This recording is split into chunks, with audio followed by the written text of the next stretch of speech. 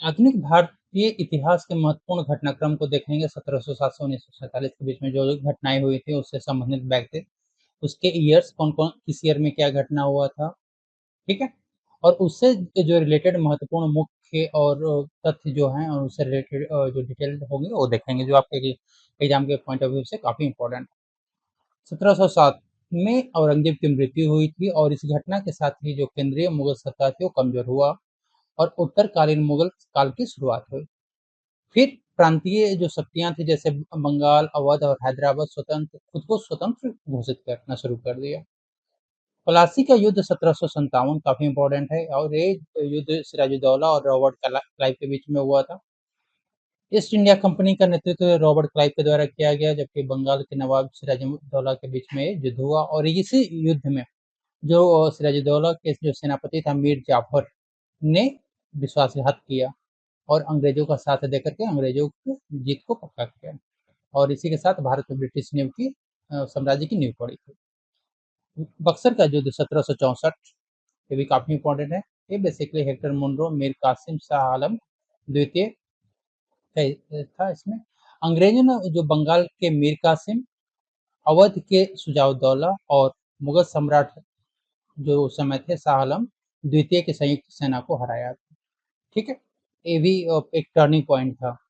इसके बाद 1765 में इलाहाबाद की संधि हुई जिसमें अंग्रेजों को बंगाल, बिहार और उड़ीसा की दीवानी दी गई थी यानी उनको राजस्व अधिकार दे दिया गया था। स्थायी बंदोबस्त परमानेंट सेटलमेंट 1793 में हुआ था और ये जो उस समय गवर्नर जनरल था उसमें लॉर्ड कॉर्नवालिस था। बंगाल, बिहार और उड़ीसा में भू राजस्व वसूलने के लिए जमींदारी व्यवस्था लागू की गई थी और जो जमींदार थे उनको भूमि का अस्थायी मालिक घोषित कर दिया गया और राजस्व की जो दर थी हमेशा के लिए निश्चित कर दी गई। फिर सहायक संधि सब्सिडरी अलायंस जो 1798 ये लॉर्ड विलेजली लेकर के आया था। इसका जो बेसिक पर्पस था कि जो भारतीय रियासत हैं उनको जो ब्रिटिश कंट्रोल है उनको उनके नियंत्रण में लाने की थे। इस संधि को स्वीकार करने वाला पहला जो राज्य बना था वो 1798 में हैदराबाद का निजाम, इसके बाद 1799 में मैसूर और तंजौर बने थे। 1853 में प्रथम रेलवे और टेलीग्राफ की शुरुआत हुई थी और ये शुरुआत करने वाला था लॉर्ड डलहौजी। भारत की पहली यात्री जो ट्रेन थी वो चलाई गई थी बॉम्बे से ठाणे जो 34 किलोमीटर की दूरी को कवर किया था। इसी साल कलकत्ता से आगरा के बीच पहली टेलीग्राफ लाइन भी शुरू किया गया था और आधुनिक डाक प्रणाली की भी नींव रखी गई थी। फिर 1856 में व्यपगत का सिद्धांत या हड़प नीति डॉक्ट्रिन ऑफ लैप्स लेकर के आया लॉर्ड डलहौजी। इसमें क्या था कि बिना जैविक उत्तराधिकारी या उत्तराधिकार विहीन जो राज्य थे उसको ब्रिटिश साम्राज्य में मिलाने का इसका नीति था। इसके तहत इसने 1848 में सतारा को मिलाया, 1853 में झांसी, 1854 में नागपुर को हड़प लिया और अवध जो था उसको कुशासन का आरोप लगा करके 1856 में भी उसको अपने राज्य में मिला लिया। फिर 1857 की महान क्रांति शुरू होती है जिसमें मंगल पांडे, बहादुर शाह जफर ये सब का काफी रोल था और उस समय लॉर्ड कैनिंग था। बैरकपुर में मंगल पांडे द्वारा चर्बी वाले कारतूसों के विरोध से शुरू होकर ये भारत के का पहला स्वतंत्रता संग्राम बना। इसके जो प्रमुख केंद्र हैं वो थे दिल्ली में, झांसी, कानपुर और बिहार में था। नेतृत्व यदि पूछा जाए तो दिल्ली में बहादुर शाह, झांसी में लक्ष्मीबाई, कानपुर में नाना साहेब और बिहार में कुंवर सिंह। फिर आता है 1858 को भारतीय सरकार अधिनियम 1858। इस समय महारानी विक्टोरिया थी और जो गवर्नर जनरल था वो लॉर्ड कैनिंग था। ईस्ट इंडिया कंपनी का शासन पूरी तरह से समाप्त कर दिया गया और भारत का जो शासन था सीधे ब्रिटिश के क्राउन के हाथ में चले गए। गवर्नर जनरल का नाम बदल करके वायसराय कर दिया गया और लॉर्ड कैनिंग भारत का पहला वायसराय बना। फिर भारतीय राष्ट्रीय कांग्रेस की स्थापना 1885 में की गई, ठीक है, और एक किया गया था एओ ह्यूम के द्वारा और जो इसके पहले अध्यक्ष बने थे वो व्योमेश चंद्र बनर्जी बने थे। तो बॉम्बे के जो गोकुलदास तेजपाल संस्कृत कॉलेज था वहाँ पे 28 दिसंबर 1885 को कांग्रेस की स्थापना की गई थी और इस के प्रथम अध्यक्ष बने थे व्योमेश चंद्र बनर्जी। इसमें टोटल 72 प्रतिनिधियों ने भाग लिया था और उस समय जो वायसराय था वो लॉर्ड डफरिन था उस समय। ठीक है। बंगाल का विभाजन और जो स्वदेशी आंदोलन हुआ शुरू हुआ था 1905 में। उस समय एक जो गवर्नर था लॉर्ड कर्जन था। इसमें बेसिकली क्या था कि राष्ट्रवाद को कमजोर करने के लिए अंग्रेजों ने बंगाल का जो पूर्वी और पश्चिमी बंगाल को बांट दिया था। इसके विरोध में स्वदेशी आंदोलन शुरू हुआ जिसमें विदेशी जो वस्तुओं का बहिष्कार किया गया और खादी को बढ़ावा दिया गया। 1906 में मुस्लिम लीग की स्थापना हुई। इसके जो संस्थापक थे आगा खां थे, नवाब सलीमुल्लाह। ढाका जो वर्तमान बांग्लादेश में, वहां पर अखिल भारतीय मुस्लिम लीग की स्थापना की गई थी जिसका मुख्य उद्देश्य था मुसलमानों की राजनीतिक जो अधिकार थे उनकी रक्षा करना। फिर 1907 में कांग्रेस का सूरत विभाजन हुआ। उस समय अध्यक्ष थे रासबिहारी घोष। कांग्रेस के सूरत अधिवेशन में विचारधारा के मतभेद के कारण पार्टी दो भाग में बंट गई। एक थे नरम दल, दूसरा था गरम दल। फिर 1909 में मोर्लेमेंटो सुधार आया, 1909 का अधिनियम। ठीक है। इस अधिनियम द्वारा भारत में पहली बार मुसलमानों के लिए पृथक निर्वाचन मंडल, सेपरेट इलेक्टोरेट की व्यवस्था की गई और यहीं पर सांप्रदायिकता का बीज बोया गया। ब्रिटिश राजा जो जॉर्ज पंचम के भारत आगमन पर दिल्ली दरबार का आयोजन किया गया और यहीं पर जो बंगाल विभाजन था उसको रद्द किया गया। 1911 में दिल्ली दरबार और राजधानी का परिवर्तन हुआ था और उस समय गवर्नर था लॉर्ड हार्डिंग सेकेंड। भारत की जो राजधानी थी इसको कलकत्ता से दिल्ली स्थानांतरित करने की घोषणा की गई 1911 में और ये जो स्थानांतरित की गई 1912 में स्थानांतरित किया। लखनऊ समझौता और होम रूल के आंदोलन शुरुआत 1916 में हुआ। लखनऊ पैक्ट में बेसिकली हुआ था कि यहाँ पर जो कांग्रेस के नरम और गरम दल अलग हो गए थे सूरत विभाजन में, उनको यहाँ पे एक किया गया, एकजुट किया गया और कांग्रेस और मुस्लिम लीग के बीच बीच में यहाँ पे समझौता हुआ। तिलक और एनी बेसेंट ने भारत में स्वशासन के लिए बेसिकली होम रूल आंदोलन शुरू किया। फिर 1917 में चंपारण सत्याग्रह शुरू हुआ। इसका नेतृत्व महात्मा गांधी द्वारा किया गया। भारत में गांधी जी का पहला सफल सत्याग्रह था बिहार के चंपारण में किसानों को नील की खेती करने के लिए मजबूर किया गया था और वहां पर तीन कठिया जो पद्धति लागू की गई थी उसके खिलाफ ही आंदोलन किया गया। फिर 1919 का रॉलेट एक्ट या जालियांवाला बाग हत्याकांड भी हुआ यहाँ पे। इसमें जनरल डायर का बहुत महत्वपूर्ण भूमिका रहा और उस समय जो गवर्नर जनरल था वो लॉर्ड चेम्सफोर्ड था। रॉलेट एक्ट ऐसा था कि बिना वकील, बिना अपील और बिना दलील का कानून कहा जाता है जिसको काला कानून भी कहा जाता है। 13 अप्रैल 1919 को रॉलेट एक्ट का विरोध कर रही जो शांतिपूर्ण भीड़ थी वहां पर अमृतसर के एक जालियांवाला बाग में जनरल डायर ने गोली चलवाई थी जिसमें सैकड़ों लोग मारे गए थे। 1920 में असहयोग आंदोलन और खिलाफत आंदोलन शुरू हुआ जिसका नेतृत्व महात्मा गांधी ने किया। जालियांवाला बाग और रॉलेट एक्ट के विरोध में गांधी जी ने पहला देशव्यापी जन आंदोलन शुरू किया था। इसमें सरकारी उपाधियों, स्कूलों और विदेशी कपड़ों का पूर्ण रूप से बहिष्कार किया गया। 1922 में चौरी चौरा का कांड हुआ। चौरी चौरा बेसिकली उत्तर प्रदेश के गोरखपुर में जो था वहां पर जो प्रदर्शनकारी घुसाए हुए थे उन्होंने एक पुलिस थाने को आग लगा दिया था जिससे 22 पुलिसकर्मी मारे गए थे। इससे दुखी होकर के गांधी जी ने यहाँ पर असहयोग आंदोलन को समाप्त करने की घोषणा किया। 1923 में स्वराज पार्टी का गठन किया गया और इसका गठन चित्तरंजन दास और मोतीलाल नेहरू ने मिलकर के किया। कांग्रेस के भीतर जो परिषदों के चुनाव में भाग लेने और सरकार के काम में बाधा डालने के उद्देश्य से इलाहाबाद में स्वराज पार्टी की स्थापना की गई। फिर साइमन कमीशन का भारत आगमन 1927 और 28 में 27 में बना था और 28 में भारत आगमन हुआ था। ठीक है, उस समय उसका अध्यक्ष था जॉन साइमन के द्वारा किया गया। 1919 के सुधारों की जांच के लिए गठित ये 7 सदस्यीय आयोग था, जिसमें एक भी भारतीय नहीं था, इसलिए इसका काफी यहाँ पे विरोध किया गया और उसके विरोध में साइमन गो बैक के नारे लगाए गए और लाहौर में विरोध प्रदर्शन के दौरान लाला लाजपत राय शहीद हो गए थे। बेसिकली यहाँ पे उन पे काफी और लाठी चार्ज किया गया।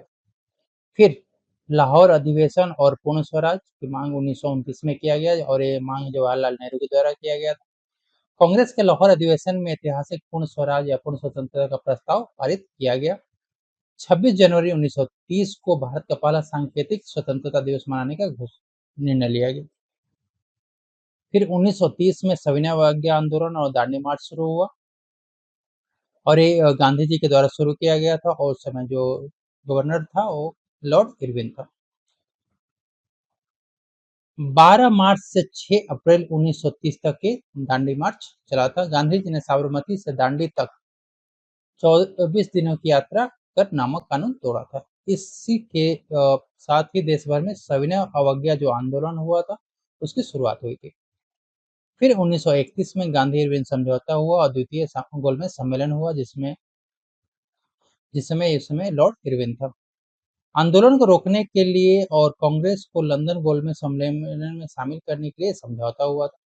गांधी जी जो थे वो द्वितीय गोलमेज सम्मेलन में भाग लिए थे, लेकिन सांप्रदायिक प्रतिनिधित्व के कारण ये जो मुद्दे पर जो वार्ता थी वो विफल।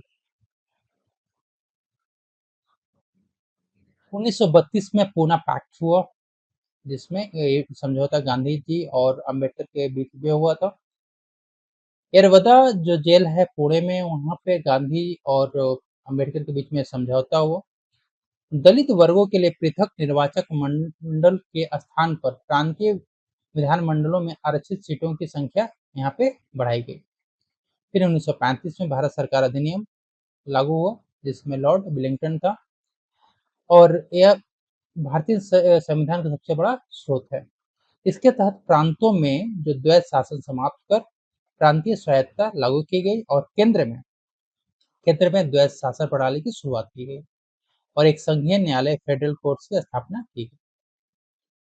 फिर 1940 में अगस्त प्रस्ताव आया और पाकिस्तान की मांग शुरू हुई और इस मांग मोहम्मद अली जिन्ना के द्वारा शुरू किया गया और उसमें जो गवर्नर जनरल था वो लिखितो था। लाहौर प्रस्ताव में मुस्लिम लीग ने आधिकारिक तौर पर पाकिस्तान राज्य की मांग प्रस्ताव पारित किया।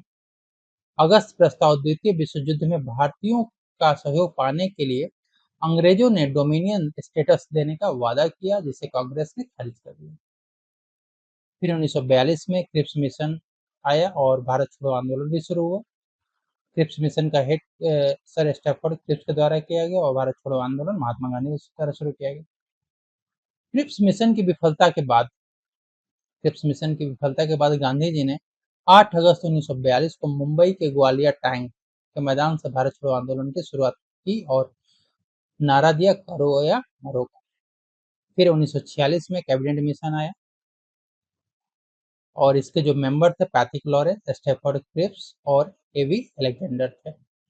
भारत को सत्ता सौंपने और संविधान सभा के गठन के लिए 3 सदस्यीय ब्रिटिश मिशन भारत आया था। इसकी सिफारिशों के आधार पर भारत की जो संविधान सभा थी, कॉन्स्टिट्यूएंट असेंबली का चुनाव हुआ और अंतरिम सरकार का गठन किया। 1947 में माउंटबेटन योजना आया। 3 जून योजना, इसमें भारत और पाकिस्तान के रूप में देश के विभाजन की घोषणा की गई। 15 अगस्त 1947 को ब्रिटिश संसद द्वारा भारतीय स्वतंत्रता अधिनियम 1947 पारित कर भारत को एक स्वतंत्र और संप्रभु राष्ट्र घोषित किया गया। अनुच्छेद जो वेरी इंपॉर्टेंट अनुच्छेद है वो देखेंगे यहाँ पे। अनुच्छेद हो गया, इसका विवरण, फिर यहाँ पे अनुच्छेद और उसके विवरण। अनुच्छेद 1 में क्या है, संघ का नाम और क्षेत्र। अनुच्छेद 3 नए राज्यों का निर्माण, मौजूदा राज्यों के क्षेत्र सीमाओं और नामों में परिवर्तन। अनुच्छेद 5 संबंधित है नागरिकता से। अनुच्छेद 14 ये संबंधित है कानून के समक्ष समानता से। अनुच्छेद 17 यह है अस्पृश्यता का उन्मूलन। अनुच्छेद 18 ये है आपका उपाधियों का उन्मूलन। अनुच्छेद 19 क ये भाषण और अभिव्यक्ति की स्वतंत्रता देता है। अनुच्छेद 21 जीवन और व्यक्तिगत स्वतंत्रता का संरक्षण करता है। अनुच्छेद 23 मानव तस्करी और बंधुआ मजदूरी का निषेध करता है। अनुच्छेद 24 जो 14 वर्ष से कम उम्र के बच्चों को कारखानों और खदानों में रोजगार का निषेध करता है। अनुच्छेद 32 मौलिक अधिकारों के प्रवर्तन के लिए उपाय बताता है। अनुच्छेद 39 क समान न्याय और निःशुल्क विधिक सहायता की बात करता है। अनुच्छेद 40 ग्राम पंचायतों के गठन से संबंधित है। अनुच्छेद 44 समान नागरिक संहिता से संबंधित है। अनुच्छेद 48 कृषि और पशुपालन का संगठन की बात करता है। अनुच्छेद 50 न्यायपालिका को कार्यपालिका से अलग करने की बात कहते हैं। अनुच्छेद 51 इसमें अंतर्राष्ट्रीय शांति और सुरक्षा का संवर्धन से संबंधित है। अनुच्छेद 52 अनुच्छेद 52 जो है भारत के राष्ट्रपति से संबंधित है। अनुच्छेद 63 भारत के उपराष्ट्रपति से संबंधित है। अनुच्छेद 76 भारत के महान्यायवादी से संबंधित है। अनुच्छेद 110 मनी बिल की परिभाषा बताता है। अनुच्छेद 123 राष्ट्रपति की अध्यादेश जारी करने की शक्ति से संबंधित है। अनुच्छेद 124 सर्वोच्च न्यायालय की स्थापना से संबंधित है। अनुच्छेद 129 सर्वोच्च न्यायालय एक अभिलेख न्यायालय है, ये बताता है। अनुच्छेद 148 कैग भारत के नियंत्रक और महालेखा परीक्षक से संबंधित है। अनुच्छेद 153 राज्यपाल से संबंधित है। अनुच्छेद 213 राज्यपाल के अध्यादेश जारी करने की शक्ति से संबंधित है। अनुच्छेद 214 राज्यों के लिए उच्च न्यायालय होना चाहिए, ये बताता है। अनुच्छेद 215 उच्च न्यायालय एक अभिलेख न्यायालय होगा, इसके बारे में बात करता है। अनुच्छेद 243 क पंचायतों का संविधान। अनुच्छेद 266 समेकित निधि और लोक लेखा निधि के बारे में बात करता है। अनुच्छेद 267 भारत की आकस्मिक निधि से संबंधित है। अनुच्छेद 280 वित्त आयोग से संबंधित है। अनुच्छेद 300 का संपत्ति का अधिकार से संबंधित है। अनुच्छेद 312 अखिल भारतीय सेवाओं से संबंधित है। अनुच्छेद 315 लोक सेवा आयोग से संबंधित है। अनुच्छेद 352 राष्ट्रीय आपातकाल से संबंधित है और अनुच्छेद 368 संविधान संशोधन की संसद की जो शक्ति है उससे संबंधित। विश्व के प्रमुख सक्रिय ज्वालामुखी कौन कौन से हैं? तो सक्रिय बेसिकली क्या होता है, एक्टिव वोल्केनो होते क्या है कि वे ज्वालामुखी जिनमें अक्सर विस्फोट होता रहता है और वर्तमान में लावा या गैस निकल रही है। तो ये काफी इंपॉर्टेंट ज्वालामुखी है। यहाँ पे ज्वालामुखी का नाम दिया हुआ किस देश में है और उसे क्या संबंधित आपसे एग्जाम में पूछा जाएगा। मोना लोआ ये अमेरिका में है और ये अमेरिका का हवाई द्वीप में है। ये हवाई का ढाल ज्वालामुखी जो विश्व का सबसे बड़ा सक्रिय ज्वालामुखी है। स्ट्रोम्बोली जो है ये इटली में स्थित है और लिपारी द्वीप में है। इसे भूमध्य सागर का प्रकाश स्तंभ या लाइट हाउस ऑफ मेडिटेरियन कहा जाता है। माउंट एटना ये इटली में है, सिसिली में, और यह यूरोप का सबसे ऊंचा और सबसे सक्रिय ज्वालामुखी है। कोटोपैक्सी ये इक्वाडोर में है और यह विश्व के सबसे ऊंचे सक्रिय ज्वालामुखी में से एक माना जाता है। बैरन द्वीप ये अंडमान निकोबार भारत में है। यह भारत और पूरे दक्षिण एशिया का एकमात्र सक्रिय ज्वालामुखी है।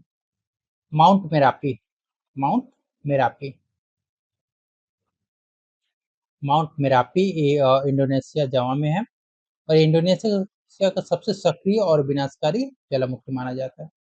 किलाउ किलाउ ये अमेरिका के हवाई द्वीप में है और इसे वर्तमान समय में विश्व का सबसे निरंतर ज्वालामुखी माना जाता है।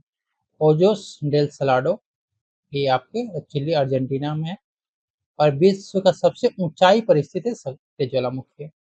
माउंट इरेबस ये अंटार्कटिका में है। ये अंटार्कटिका महाद्वीप का एकमात्र सक्रिय ज्वालामुखी है। माउंट मेयन ये फिलीपींस में है और यह लगभग पूर्ण शंक्वाकार आकार के विश्व की प्रसिद्ध है। यहाँ पर हम लोग विश्व के जो सुषुप्त ज्वालामुखी हैं, डोरमेंट वोल्केनो जो वो देखेंगे। बेसिकली ये होते क्या है कि वे ज्वालामुखी होते हैं जो वर्षों से शांत रहते हैं लेकिन कभी भी अचानक विस्फोट हो सकता है इनमें। माउंट फुजी ये जापान में है। जापान का सबसे ऊंचा पर्वत है जिसे पवित्र माना जाता है। माउंट वेसुवियस, ये इटली में है, नेपल्स की खाड़ी में। इतिहास में से विनाशकारी विस्फोट जैसे पोम्पई शहर का दफन के होने के लिए प्रसिद्ध है। क्रकटोवा, ये आपको इंडोनेशिया में, सुंडा जल डमरू मध्य में। 1883 में इसमें अब तक का सबसे भयंकर आधुनिक विस्फोट दर्ज किया गया था। फिर नारकोंडम, ये भारत के अंडमान निकोबार में भारत का प्रमुख प्रसुप्त ज्वालामुखी। शांत जो ज्वालामुखी है उसके बारे में देखते हैं यहाँ पे, एक्सटिंक्ट वोल्केनोज के बारे में। ये वे ज्वालामुखी होते हैं जिनमें ऐतिहासिक काल से कोई विस्फोट नहीं हुआ है और भविष्य में विस्फोट होने की कोई संभावना नहीं है। ये है माउंट किलिमंजारो, तंजानिया में है, और यह अफ्रीका महाद्वीप की सबसे ऊंची चोटी है।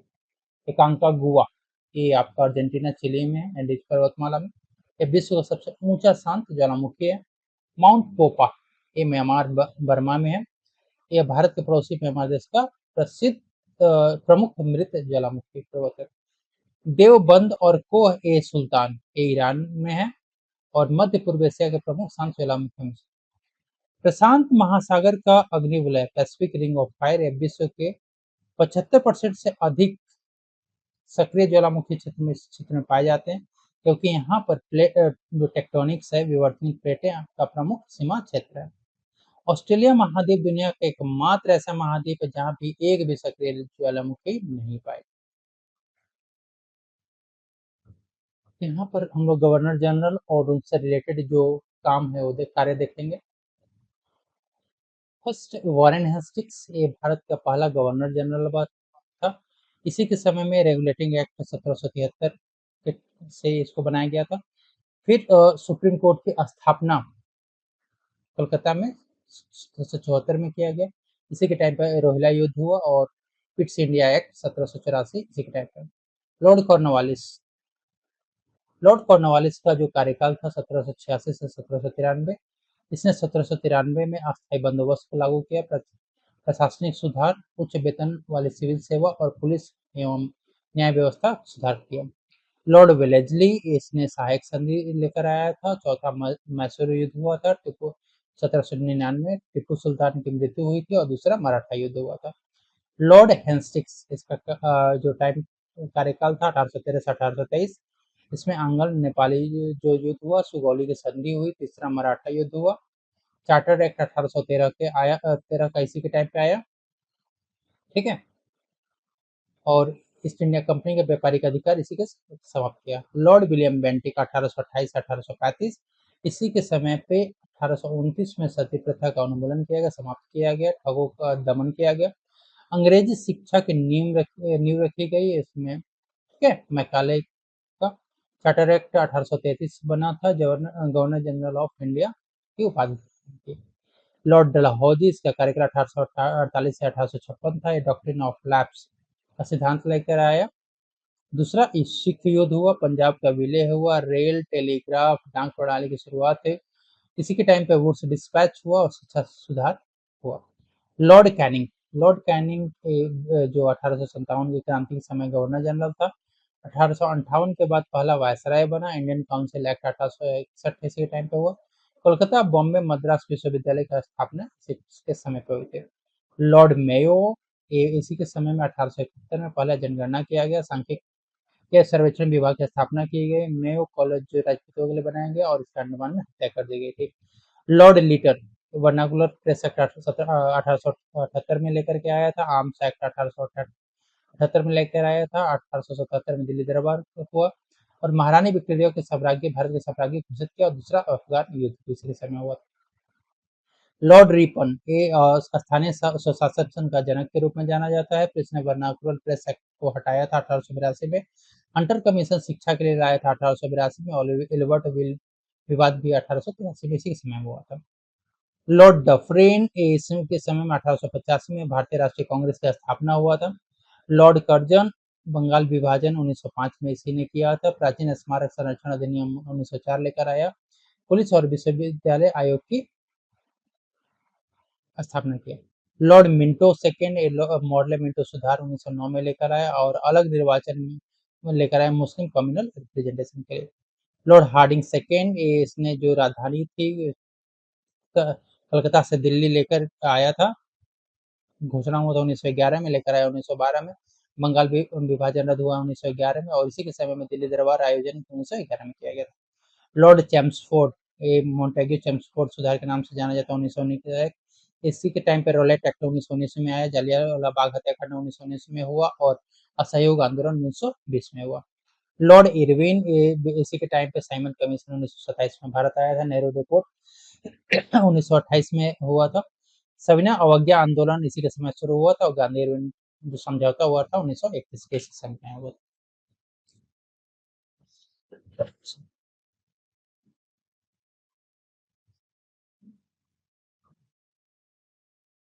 लॉर्ड लिनलिथगो, लॉर्ड लिनलिथगो के सबसे लंबे समय तक वायसराय रहा। प्रांतीय चुनाव 1937 के इसी के समय में हुआ, और भारत छोड़ो आंदोलन 1942 के इसी समय पे हुआ था। लॉर्ड वेवेल, इसके समय पे वेवेल योजना है, और शिमला सम्मेलन 1945 का हुआ। लॉर्ड माउंटबेटन, ये भारत का अंतिम वायसराय था। 1947 में भारत पाकिस्तान का विभाजन हुआ, स्वतंत्र भारत का पहला गवर्नर जनरल बना। ये इम्पोर्टेंट अभिलेख हैं।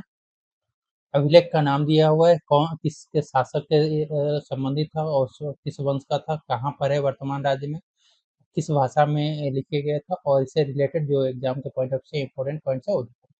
हाथी गुफा अभिलेख है, इसका जो शासक थे उस कलिंग राजा खारवेल थे, और ये चेदी वंश के थे, और वर्तमान से जो राजा उदयगिरी पहाड़ी उड़ीसा में है। प्राकृत जो मतलब जो भाषा थी, प्राकृत भाषा थी, और लिपि ब्राह्मी लिपि में। यह एक तिथि रहित अभिलेख है। सर्वप्रथम भारतवर्ष का उल्लेख इसी में मिलता है। खारवेल के जीवन के 13 वर्षों का क्रमबद्ध इतिहास इसमें दिखाया गया है। जूनागढ़ या गिरनार अभिलेख जो है, इसके जो शासक थे उस समय रुद्रदामन थे, जो शक वंश के थे, और गिरनार जूनागढ़ गुजरात में स्थित है। संस्कृत भाषा में लिखा गया था, और चंपू शैली था इसका। संस्कृत भारत भाषा का सबसे बड़ा और शुद्ध अभिलेख है। सुदर्शन झील के इतिहास और इसके जीर्णोद्धार की कहानी यहाँ पे मिलती है। चंद्रगुप्त मौर्य और सम्राट अशोक दोनों के नाम एक साथ मिलते हैं यहाँ। फिर नासिक अभिलेख जो है यहाँ पे, उस समय गौतमी पुत्र सातकर्णी के थे, सातवाहन वंश के। नासिक गुफाएं महाराष्ट्र में। प्राकृत जो भाषा थी, प्राकृत भाषा, और लिपि ब्राह्मी लिपि। इसे सातकर्णी की माता गौतमी वल्लरी ने उत्कीर्ण करवाया था, और इसमें सातकर्णी के सैनिक विजयों और उन्हें अद्वितीय ब्राह्मण कहा गया। फिर प्रयाग स्तंभ लेक या इलाहाबाद प्रशस्ति, ये समुद्रगुप्त के समय में हुआ था। गुप्त वंश के थे। प्रयागराज किला उत्तर प्रदेश में। भाषा जो लिखा गया था संस्कृत भाषा, लिपि थी ब्राह्मी लिपि। इसके रचनाकार दरबारी कवि हरिसेन थे, और इसमें समुद्रगुप्त के जो विजयी थे और नीतियों के बारे में वर्णन किया गया था। इस स्तंभ पर अशोक, जहांगीर और बीरबल के अभिलेख हैं। फिर एहोल अभिलेख जो है आपका, उस समय जो पुलकेशिन सेकंड चालुक्य वंश के थे उनके समय पे किया गया। ये बगल अब बागलकोट जिला कर्नाटका में स्थित है। भाषा संस्कृत भाषा में लिखी गई था, और दक्षिण इस पे जो ब्राह्मी लिपि था। इसके रचनाकार थे कवि थे रवि कीर्ति के द्वारा। पुलकेशिन सेकंड द्वारा हर्षवर्धन को नर्मदा तट पर हराने का इसमें ये साक्ष्य है, और इसमें महाकवि जो कालिदास और भारवी का भी उल्लेख किया गया है। मंदसौर अभिलेख जो मालवा नरेश यशोवर्धन के समय पे हुआ था, औलिकर वंश के थे। मंदसौर मध्य प्रदेश में स्थित है। संस्कृत भाषा में लिखा गया था। इसके रचनाकार वत्सवटी थे। इसमें हुर शासक मिहिर को हराने का दावा किया गया था। इसमें रेशम बुनकरों की श्रेणी द्वारा सूर्य मंदिर निर्माण का उल्लेख किया गया था। ग्वालियर अभिलेख, ये जो प्रतिहार नरेश भोज थे, मिहिर भोज, उसके बारे में गुर्जर प्रतिहार वंश से संबंधित है। ग्वालियर मध्य प्रदेश में। संस्कृत भाषा में लिखा गया था। गुर्जर प्रतिहार राजवंश की वंशावली और राजनीतिक उपलब्धियों का वर्णन किया गया। नागभट्ट प्रथम द्वारा अरबर आक्रमणियों जो मलेच्छ को रोकने का वर्णन किया गया। भीतरी या जूनागढ़ अभिलेख के स्कंदगुप्त के समय जो गुप्त वंश था, गाजीपुर उत्तर प्रदेश, और जूनागढ़ वो गुजरात में संस्कृत भाषा में लिखा गया। भीतरी जो लेख है, इसमें स्कंदगुप्त द्वारा बर्बर हुणों के आक्रमण को विफल करने का प्रथम साक्ष्य मिलता है यहाँ पे। और जूनागढ़ जो लेख है वहाँ पे सुदर्शन झील के पुनरुद्धार या मरम्मत की जानकारी मिलती है। देवपाड़ा जो अभिलेख है यहाँ पर जो बंगाल शासक विजय सेन, जो सेन वंश से संबंधित थे, राजशाही बांग्लादेश और संस्कृत भाषा में लिखा गया था। इसके रचनाकार प्रसिद्ध कवि उमापतिधर थे और इसमें विजय सेन के विजय और प्रद्युम्नेश्वर मंदिर यानी शिव मंदिर के निर्माण का उल्लेख किया गया। महत्वपूर्ण संवैधानिक संशोधन हम यहाँ पे डिस्कस करने वाले हैं। संशोधन संख्या अमेंडमेंट संख्या फर्स्ट है यहाँ पे, किस वर्ष हुआ अमेंडमेंट हुआ था और क्या प्रावधान है और इससे रिलेटेड क्या महत्व है ये देखेंगे। पहला जो संविधान संशोधन हुआ था 1951 में हुआ था। इसमें अभिव्यक्ति की स्वतंत्रता पर उचित प्रतिबंध किया गया था। 9वीं अनुसूची जो 9th शेड्यूल को जोड़ा गया, जिसके अंतर्गत भूमि सुधार जो कानूनों की न्यायिक समीक्षा से बचाने के लिए किया गया था। फिर 7वां संशोधन ये आया 1956 में। इसमें भाषा के आधार पर राज्यों का पुनर्गठन किया गया और उसमें 14 राज्य और 6 केंद्र शासित प्रदेश बनाए गए। 2 या अधिक राज्यों के लिए एक हाईकोर्ट या उच्च न्यायालय का प्रावधान किया गया। 24वां संशोधन ये 1971 में हुआ। इसमें संसद को मौलिक अधिकार सहित संविधान के किसी भी हिस्से में संशोधन करने की असीमित शक्ति दी गई थी।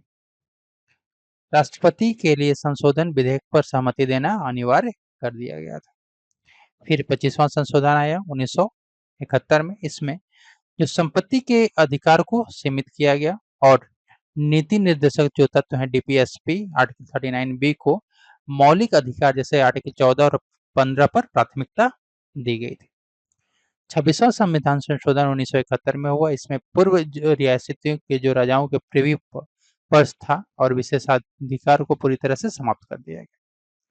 36वां संशोधन 1975 में आया। इसमें भारत का पूर्ण 22वां राज्य सिक्किम को बनाया गया। ठीक है। फिर 42वां संशोधन जिसको मिनी संविधान भी कहा जाता है, ये 1976 में आया।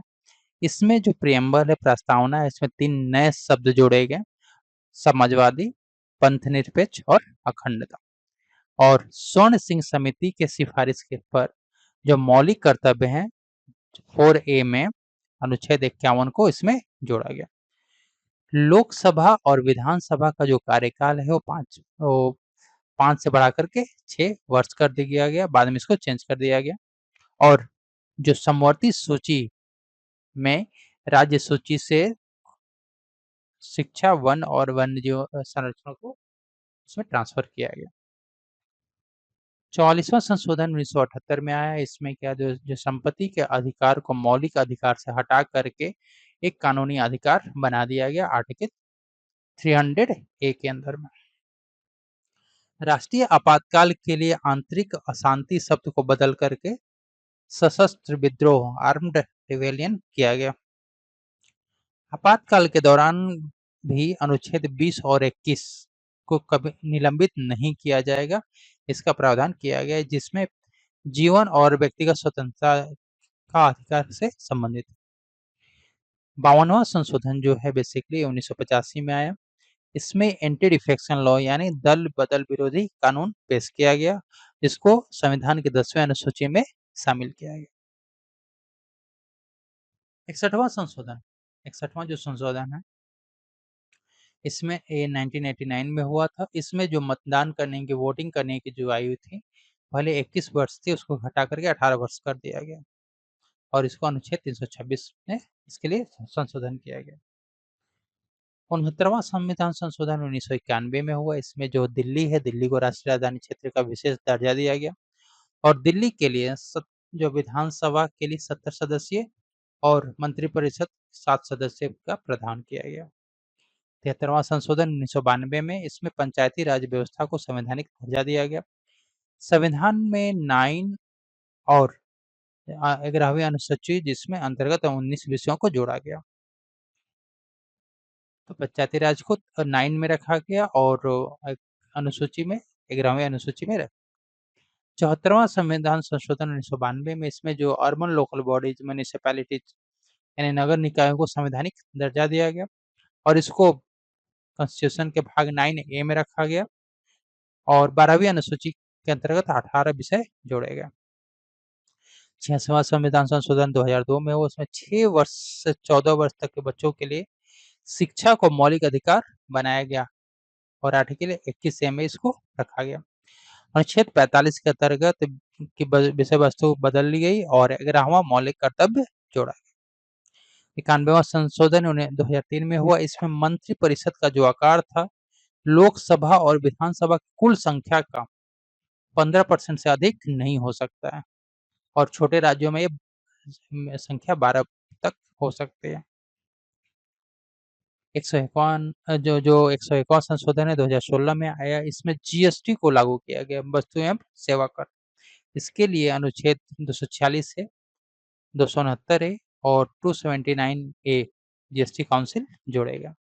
103वां जो संशोधन 2019 में हुआ, इसमें ईडब्ल्यूएस के लिए आर्थिक रूप से जो कमजोर वर्ग हैं, उनके लिए नौकरियों और शैक्षणिक संस्थानों में 10% आरक्षण का प्रावधान किया गया। इसके लिए अनुच्छेद 15(6) और 16(6) जोड़ेगा। 104वां संशोधन जो है आपका 2020 में लाया गया। इसमें जो लोकसभा और राज्य विधानसभाओं में एससी एवं एसटी समुदाय के सीटों के आरक्षण को अगले 10 वर्षों के लिए बढ़ा दिया गया और ये जो आरक्षण है 25 जनवरी 2030 तक के लागू रहेंगे। लोकसभा और राज्य विधानसभा में जो एंग्लो इंडियंस के लिए जो नामित सीटें थी, उनको समाप्त कर दिया गया, खत्म कर दिया गया। इसके लिए संविधान के अनुसार जो अनुच्छेद है 334 में संशोधन किया गया।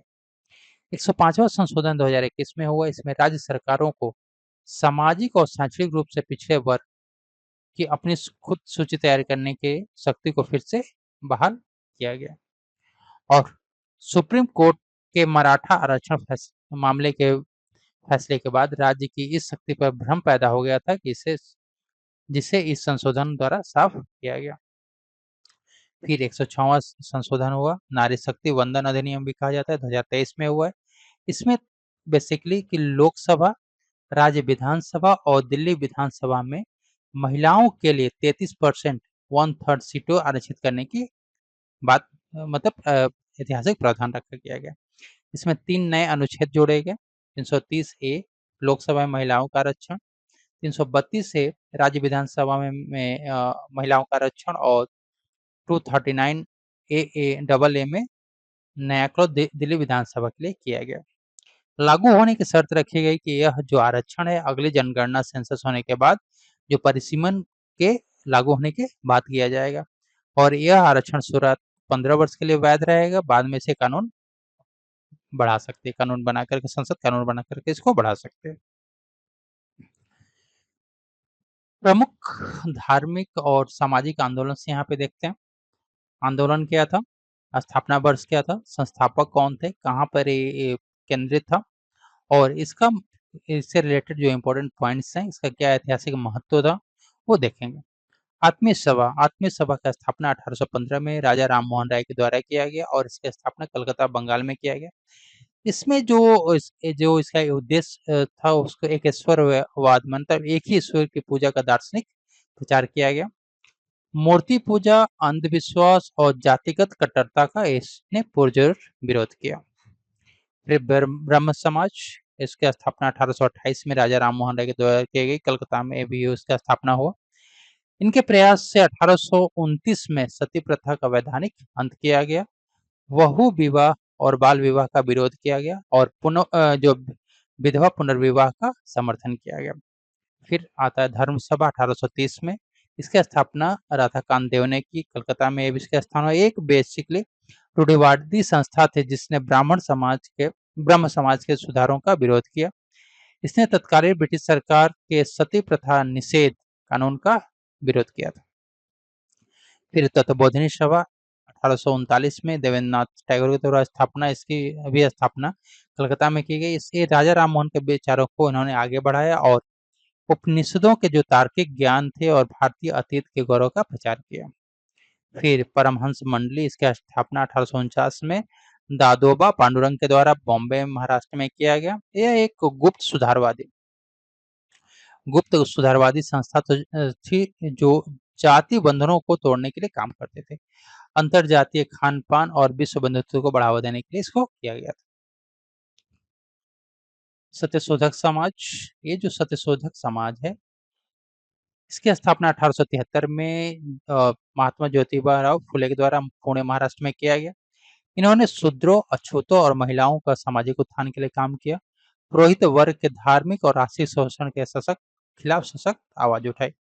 फिर आर्य समाज 1875 में, इसकी स्थापना दयानंद सरस्वती के द्वारा बॉम्बे मुंबई में किया गया। इन्होंने एक प्रसिद्ध नारा दिया, वेदों की ओर लौटो, और मूर्ति पूजा का खंडन किया, अंतर जातीय विवाह का समर्थन किया और डीएवी शिक्षा आंदोलन का शुरुआत की। थियोसॉफिकल सोसाइटी 1875 में इसकी स्थापना हुई और इसकी स्थापना मैडम एच.पी. ब्लॉटवर्स्की और उनके जो कर्नल एच.एस. ऑलकॉट के द्वारा किया गया। इसका स्थापना बेसिकली न्यूयॉर्क में किया गया, लेकिन 1882 में इसका केंद्र अड्यार मद्रास में बना। इन्होंने हिंदू, बौद्ध, फारसी जैसे प्राचीन धर्मों के पुनरुत्थान का प्रयास किया। एनी बेसेंट ने भारत में महिला शिक्षा और अधिकारों के लिए इसका नेतृत्व किया। साधारण ब्रह्म समाज, इसकी स्थापना 1878 में आनंद मोहन बोस और शिवनाथ शास्त्री के द्वारा किया गया। उसकी भी स्थापना कलकत्ता में हुई। केशव चंद्र सेन द्वारा अपनी नाबालिग पुत्री का विवाह करने पर ब्रह्म समाज में दूसरा विभाजन हुआ। पूर्ण लोकतांत्रिक सिद्धांतों पर यह आधारित सामाजिक सुधार था। दक्कन एजुकेशन सोसाइटी, इसकी स्थापना 1884 में जी अगरकर, एम.जी. रानाडे और बाल गंगाधर तिलक के द्वारा पुणे महाराष्ट्र में किया गया। इसने भारतीय युवाओं के लिए सस्ती, आधुनिक और राष्ट्रवादी शिक्षा की व्यवस्था की गई और प्रसिद्ध फर्ग्यूसन कॉलेज जो पुणे में है स्थित है, उसकी स्थापना की गई। फिर रामकृष्ण मिशन 1897 में, इसकी स्थापना स्वामी विवेकानंद के द्वारा किया, बेलूर पश्चिम बंगाल में। इसमें इसका उद्देश्य था मानवतावाद और सामाजिक सेवाओं को सर्वोपरि धार्मिक कर्तव्य घोषित किया। शिक्षा, चिकित्सा और अकाल बाढ़ सहायता के क्षेत्र में अभूतपूर्व कार्य इन्होंने किया। सर्वेंट ऑफ इंडिया सोसाइटी 1905 में, इसकी स्थापना गोपाल कृष्ण गोखले के द्वारा पुणे महाराष्ट्र में किया गया। इसमें देश सेवा के लिए समर्पित और चरित्रवान प्रचारकों को तैयार करने के लिए किया गया। पिछड़ों, अकाल पीड़ितों और आदिवासियों के अधिकारों के लिए भी काफी काम हुआ। विश्व की प्रमुख जनजातियों के बारे में देखें तो ये काफी इम्पोर्टेंट है आपके लिए। मसाई जो जनजाति है, ये आपके केन्या और तंजानिया में पाई जाती है, पूर्वी अफ्रीका में, और ये इनकी मुख्य विशेषता है पशुपालक होते हैं, लाल वस्त्र धारण करते हैं, मोती कूदने या वाले नृत्य करते हैं। जुलू जो जनजाति है दक्षिण अफ्रीका में पाई जाती है, ये दक्षिण अफ्रीका की सबसे बड़ी जनजाति है। बुशमैन, ये कालाहारी मरुस्थल में पाए जाते हैं और देश यदि बोत्सवाना, नामीबिया और दक्षिण अफ्रीका में पाया जाता है। ये शिकारी संग्राहक होते हैं और गुफा चित्रकला के लिए प्रसिद्ध होते हैं। पिग्मी, पिग्मी ये कांगो बेसिन जो है मध्य अफ्रीका में, वहाँ पे पाए जाते हैं, कम कद वाले होते हैं और शिकारी संग्राहक होते हैं। बर्बर, ये उत्तरी अफ्रीका के मोरक्को, अल्जीरिया और लीबिया में पाए जाते हैं। ठीक है। बेदुइन, ये अरब प्रायद्वीपीय और मध्य पूर्व में पाए जाते हैं। कुर्द, कुर्द जो जनजाति हैं आपके इराक, ईरान, सीरिया और तुर्की में पाए जाते हैं। मंगोल, मंगोल ये आपको मंगोलिया, चाइना में पाए जाते हैं और इनको ये चंगेज खां के वंशज माने जाते हैं, घुमंतु पशुपालक होते हैं। कजाक, ये कजाकिस्तान और मध्य एशिया में पाए जाते हैं। एस्किमो, ये जो आपका आर्कटिक क्षेत्र है जैसे कनाडा, ग्रीनलैंड और अलास्का में पाए जाते हैं। याकूत, याकूत जो है आपके साइबेरिया, रूस में पाए जाते हैं। एबोरीजन, एबोरीजन ये ऑस्ट्रेलिया में पाई जाती है। माओरी जो जनजाति है न्यूजीलैंड में पाई जाती है। शामोन, ये सामोआ द्वीप प्रशांत महासागर वहाँ पाए जाते हैं। रेड इंडियन अमेरिका, कनाडा में पाई जाती है। एजटेक, ये मैक्सिको में पाई जाती हैं। माया, ये मैक्सिको, ग्वाटेमाला और होंडुरस में पाई जाती हैं। इंका, ये पेरू, दक्षिण अमेरिका, इंडीज में पाए जाते हैं। केचुआ, ये पेरू, बोलिविया और इक्वाडोर में पाई जाती है। अयमारा, ये जनजाति बोलिविया और पेरू में पाई जाती हैं और यानोमामी ये अमेजन बेसिन, ब्राजील और वेनेजुएला में पाई जाते हैं। मानव ग्रंथि और उससे रिलेटेड जो हार्मोन है, यहाँ पे हम लोग ये डिस्कस करने वाले हैं। सो पिट्यूटरी ग्लैंड्स, इसको मास्टर ग्लैंड भी कहा जाता है, पिट्यूटरी ग्लैंड को मास्टर ग्लैंड भी कहा जाता है। इसमें से जो हार्मोन निकलते हैं, ग्रोथ हार्मोन्स, प्रेसिन हार्मोन और ऑक्सीटोसिन निकलता है। ग्रोथ हार्मोन शरीर की वृद्धि के लिए होता है, इसे हाइपोथैलेमस द्वारा नियंत्रित किया जाता है, इसलिए इसको मास्टर ग्लैंड कहा जाता है। वैसोप्रेसिन ये जल का पुनरावेशन के लिए होता है। एडीएच की कमी से बार बार पेशाब आना या पोलियोयूरिया होता है। ऑक्सीटोसिन ये प्रसव पीड़ा और दूध स्राव के लिए काफी इंपॉर्टेंट है। इसको लव हार्मोन या बर्थ हार्मोन भी ऑक्सीटोसिन को कहा जाता है। फिर थायराइड ग्रंथि के बारे में, तो इससे जो हार्मोन निकलता है थायरोक्सिन और कैल्सिटोनिन निकलता है। थायरोक्सिन मेटाबॉलिज्म या चयापचय के लिए काफी यूजफुल है। ये मानव शरीर की सबसे बड़ी अंतःस्रावी ग्रंथि है। कैल्सिटोनिन रक्त में कैल्शियम को कम करता है। इसके निर्माण के लिए आयोडीन की जरूरत होती है। बच्चों में इसकी कमी से क्रेटिनिज या जड़ वानमनता होता है। फिर पैराथायरॉयड हार्मोन निकलते हैं। यहाँ पे रक्त में कैल्शियम को बढ़ाता है। यह थायराइड के ठीक पीछे स्थित 4 छोटी ग्रंथियां होती हैं। कैल्सिटोनिन और पीटीएच एक दूसरे के विपरीत कार्य करते हैं। अग्नाशय, पैंक्रियाज, ये इससे इंसुलिन यानी बीटा कोशिका और ग्लूकागोन अल्फा कोशिका होती है। इंसुलिन जो ग्लूकोज को कम करता है और ग्लूकागोन जो होता है ग्लूकोज को बढ़ाता है। इंसुलिन एक जो अग्नाशय है, एक मिश्रित ग्रंथि मिक्स ग्लैंड है अंतःस्रावी और बहिःस्रावी ग्रंथि का। ग्लूकागोन इंसुलिन में जस्ता जिंक पाई जाती है और इंसुलिन की जो खोज किया था उसे बेंटिंग और वेस्ट ने इसका खोज किया था। एड्रिनल ग्लैंड या अधिवृक्क ग्रंथि से एड्रेनालिन और कॉर्टिसोल नामक हार्मोन्स निकलता है। एड्रेनालिन क्या संकटकालीन परिस्थितियों के लिए है और कॉर्टिसोल तनाव और रक्तचाप नियंत्रण करने के लिए। इसको 3F ग्रंथि भी कहा जाता है एड्रेनालिन को, जैसे कि फ्लाइट एंड फाइट। और 4S ग्रंथि भी कहा जाता है। कॉर्टिसोल या किडनी के ठीक ऊपर टोपी की तरह स्थित होता है। पिनियल ग्लैंड, पिनियल ग्लैंड होता है, इससे मेलाटोनिन निकलता है और ये जैविक घड़ी होता है। इसे शरीर की तीसरी आंख या मस्तिष्क की रेत कहा जाता है। यह अंधेरे में अधिक सक्रिय होता है और नींद लाने में मदद करता है। मेलाटोनिन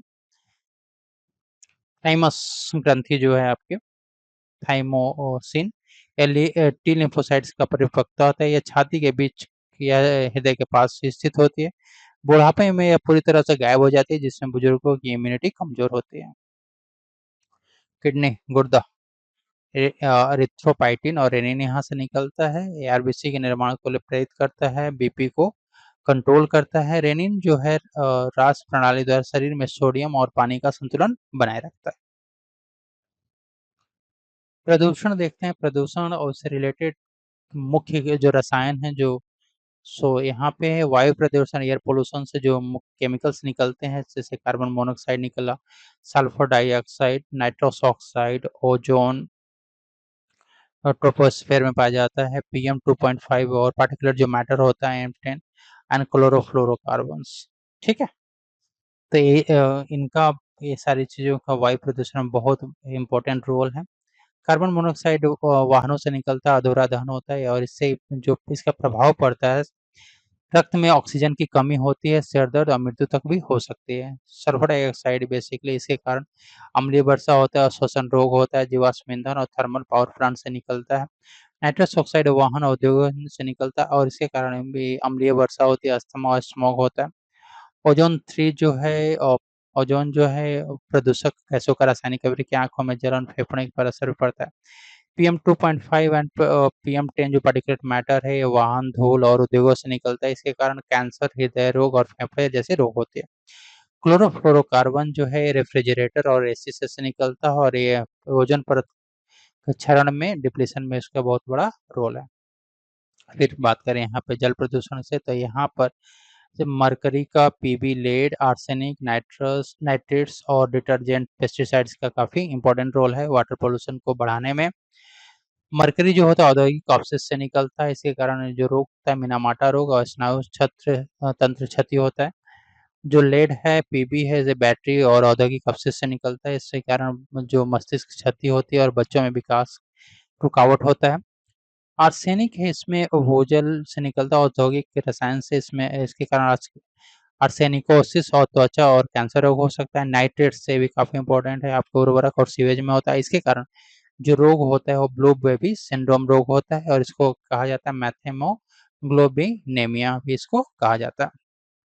डिटर्जेंट और पेस्टिसाइड्स, ये घरेलू और कृषि अपशिष्ट से निकलते हैं, इसके कारण जलीय जीवों की मृत्यु हो जाती है या जल जनित रोग होते हैं। फिर मृदा प्रदूषण में जैसे कि डीडीटी, पेस्टिसाइड्स, हेवी मेटल्स के कारण ये होता है, और डीडीटी पेस्टिसाइड्स का बेसिकली इनका जो स्रोत है कृषि रसायन है, इससे क्या होता है भूमि की उर्वरता घटती है, भोजन श्रृंखला में प्रवेश कर जाता है। हेवी मेटल्स औद्योगिक अपशिष्ट से निकलते हैं, इसके कारण कैंसर, मिट्टी प्रदूषण और भूजल प्रदूषण होता है। ध्वनि प्रदूषण या रसायन बल्कि ध्वनि तरंगे ऐसे होते हैं, वाहन, मशीन और पटाखे से निकलते हैं, इसके कारण बहरेपन का खतरा और मानसिक तनाव होता है। और रेडियो एक्टिव पॉल्यूशन देखें तो ये आपके जो यूरेनियम, प्लूटोनियम और रेडियम मुख्य रसायन होता है, और इसका जो स्रोत है परमाणु संयंत्र और रेडियोधर्मी कचरा है। इसी कारण कैंसर, अनुवांशिक रोग, पर्यावरण संतुलन असंतुलन जैसी चीजें होती हैं। प्रमुख अंतर्राष्ट्रीय पर्यावरण सम्मेलन और प्रोटोकॉल्स। स्टॉकहोम सम्मेलन, स्टॉकहोम कॉन्फ्रेंस, ये 1972 1972 में हुआ था स्वीडन में। यहाँ पर पहला वैश्विक पर्यावरण सम्मेलन हुआ और सतत विकास की अवधारणा को बल मिला, यानी सस्टेनेबल डेवलपमेंट की अवधारणा को यहाँ पे फोकस किया गया। रामसर सम्मेलन, रामसर कन्वेंशन, ये रामसर ईरान में है, और यहाँ पर जो कन्वेंशन हुआ था 1971 में हुआ था रामसर कन्वेंशन। ये आपके वेटलैंड्स यानी आर्द्र भूमियों के संरक्षण से संबंधित है और प्रवासी पक्षियों के संरक्षण की बात करता है। विश्व धरोहर सम्मेलन, विश्व धरोहर सम्मेलन वर्ल्ड हेरिटेज कन्वेंशन, ये 1972 में हुआ था, और ये बेसिकली प्राकृतिक और सांस्कृतिक धरोहर के संरक्षण से संबंधित है। वियना सम्मेलन, वियना सम्मेलन आपके 1985 में हुआ था और ओजोन परत की सुरक्षा से संबंधित है। मॉन्ट्रियल प्रोटोकॉल 1987 में आया, और ये जो आपके क्लोरोफ्लोरोकार्बन्स और अन्य ओजोन क्षयकारी गैसों को समाप्त करने के संबंधित है। वेसल सम्मेलन ये 1989 में आया, और हजार्डस वेस्ट, खतरनाक अपशिष्ट का सीमा पार व्यापार और निपटान से संबंधित है। रियो सम्मेलन, रियो अर्थ समिट, ये ब्राजील में हुआ था, रियो डी जेनेरियो में, और ये 1992 में हुआ, और यहाँ पर ये सतत विकास, जैव विविधता, जलवायु परिवर्तन और एजेंडा 21 से संबंधित है। क्योटो प्रोटोकॉल, क्योटो प्रोटोकॉल ये 1997 में आया, और ये जापान में हुआ था। ग्रीन हाउस गैस के उत्सर्जन को घटाने से संबंधित यह समझौता है। जोहान्सबर्ग सम्मेलन, ये आपके दक्षिण अफ्रीका में 2002 में हुआ था, और ये सतत विकास लक्ष्यों जो है एसडीजी, सस्टेनेबल डेवलपमेंट गोल्स से संबंधित है। पेरिस समझौता, पेरिस एग्रीमेंट, ये 2015 में हुआ था, और यहाँ पर ग्लोबल वार्मिंग को 2 डिग्री सेंटीग्रेड से नीचे रखने तक से संबंधित था। Nagoya protocol, Nagoya protocol basically 2010 में आया, और यह जैव विविधता और आनुवंशिक संसाधनों के संरक्षण से संबंधित है। कार्टेजेना प्रोटोकॉल, कार्टेजेना प्रोटोकॉल 2000 में आया था, और यह जैव प्रौद्योगिकी से जुड़े जीवों, जीएमओ की सुरक्षा और नियंत्रण से संबंधित है। विटामिन देखते हैं यहाँ पे, तो विटामिन में यहाँ पर है कि विटामिन का नाम दिया हुआ है, साथ में उसका रासायनिक नाम, उसके क्या क्या उपयोग हैं, और इसकी कमी से क्या रोग हो सकता है। विटामिन ए का जो रासायनिक नाम है रेटिनॉल है, और ये जो विटामिन है आँख की रोशनी बनाए रखने, त्वचा और हड्डियों के विकास के लिए इम्पोर्टेंट है। इसकी कमी से रतौंधी या नाइट ब्लाइंडनेस होता है। विटामिन बी 1, इसका रासायनिक नाम थायमीन है, और स्नायु तंत्र का सुचारू संचालन इससे होता है, और ऊर्जा का उत्पादन में इसका काफी इंपॉर्टेंट रोल है, और इसकी कमी से बेरी बेरी रोग होता है। विटामिन बी 2, इसका रासायनिक नाम राइबोफ्लेविन है, ऊर्जा उत्पादन, त्वचा और आंखों का स्वास्थ्य के लिए काफी इंपॉर्टेंट है। कोने में घाव यानी क्लोरोसिस और आंखों की समस्या इसकी कमी से होता है। विटामिन बी 3, इसका जो रासायनिक नाम है नियासिन यानी नाइकोटिनिक एसिड है। यह पाचन, त्वचा और तंत्रिका तंत्र के स्वास्थ्य से संबंधित है, और इसकी कमी से पेलाग्रा होता है। विटामिन बी 5, इसको पैंटोथेनिक एसिड कहते हैं, केमिकल नेम है, हार्मोन और एंजाइम बनाने में काफी मददगार है। इसकी कमी से थकान और अपच जैसी समस्या होती है। विटामिन बी 6, इसका रासायनिक नाम पायरिडॉक्सिन है, इसकी कमी बेसिकली ये है प्रोटीन और वसा के चयापचय में इम्पोर्टेंट है। एनीमिया और चिड़चिड़ापन इसकी कमी से होता है। B7 इसका रासायनिक नाम बायोटीन है। यह बाल, त्वचा और नाखूनों के स्वास्थ्य से संबंधित है। इसकी कमी से त्वचा रोग और बाल झड़ता है। B9 विटामिन B9 इसका जो रासायनिक नाम फोलिक एसिड है। इससे यह रक्त निर्माण में गर्भावस्था में भ्रूण के विकास से संबंध में काफी इसका रोल है।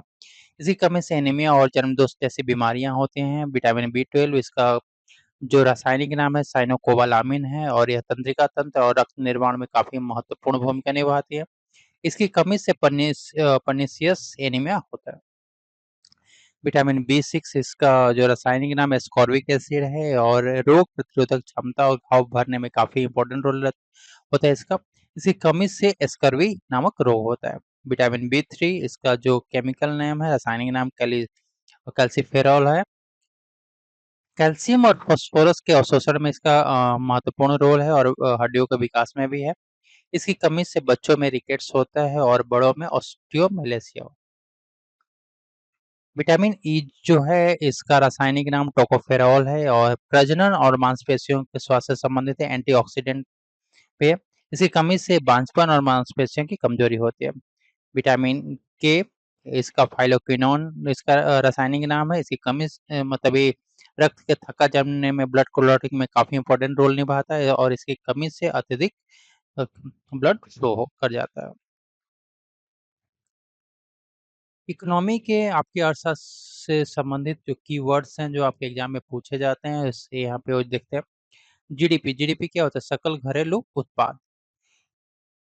किसी देश में एक वर्ष में उत्पादित सभी वस्तुओं और सेवाओं का जो कुल मूल्य होता है उसको सकल घरेलू उत्पाद यानी जीडीपी कहते हैं। जीएनपी सकल राष्ट्रीय उत्पाद। जो जीडीपी है यहाँ पे जीडीपी प्लस विदेश से निवासियों की जो आय है माइनस देश में विदेशियों की आय को माइनस किया जाता है तो आपका जीएनपी निकलेगा। एनएनपी शुद्ध राष्ट्रीय उत्पाद। जीएनपी माइनस आपका जो डिप्रिसिएशन है, पूंजी ह्रास है, वो आपको जीएनपी एनएनपी होगा। प्रति व्यक्ति आय पर कैपिटा इनकम आपका जो कुल राष्ट्रीय आय है डिवाइडेड बाय कुल जनसंख्या। मुद्रास्फीति या इन्फ्लेशन, ये इसमें क्या होता है कि वस्तुओं और सेवाओं के जो सामान्य मूल्य में यदि वृद्धि हो जाता है तो इन्फ्लेशन कहलाता है या मुद्रास्फीति कहलाता है।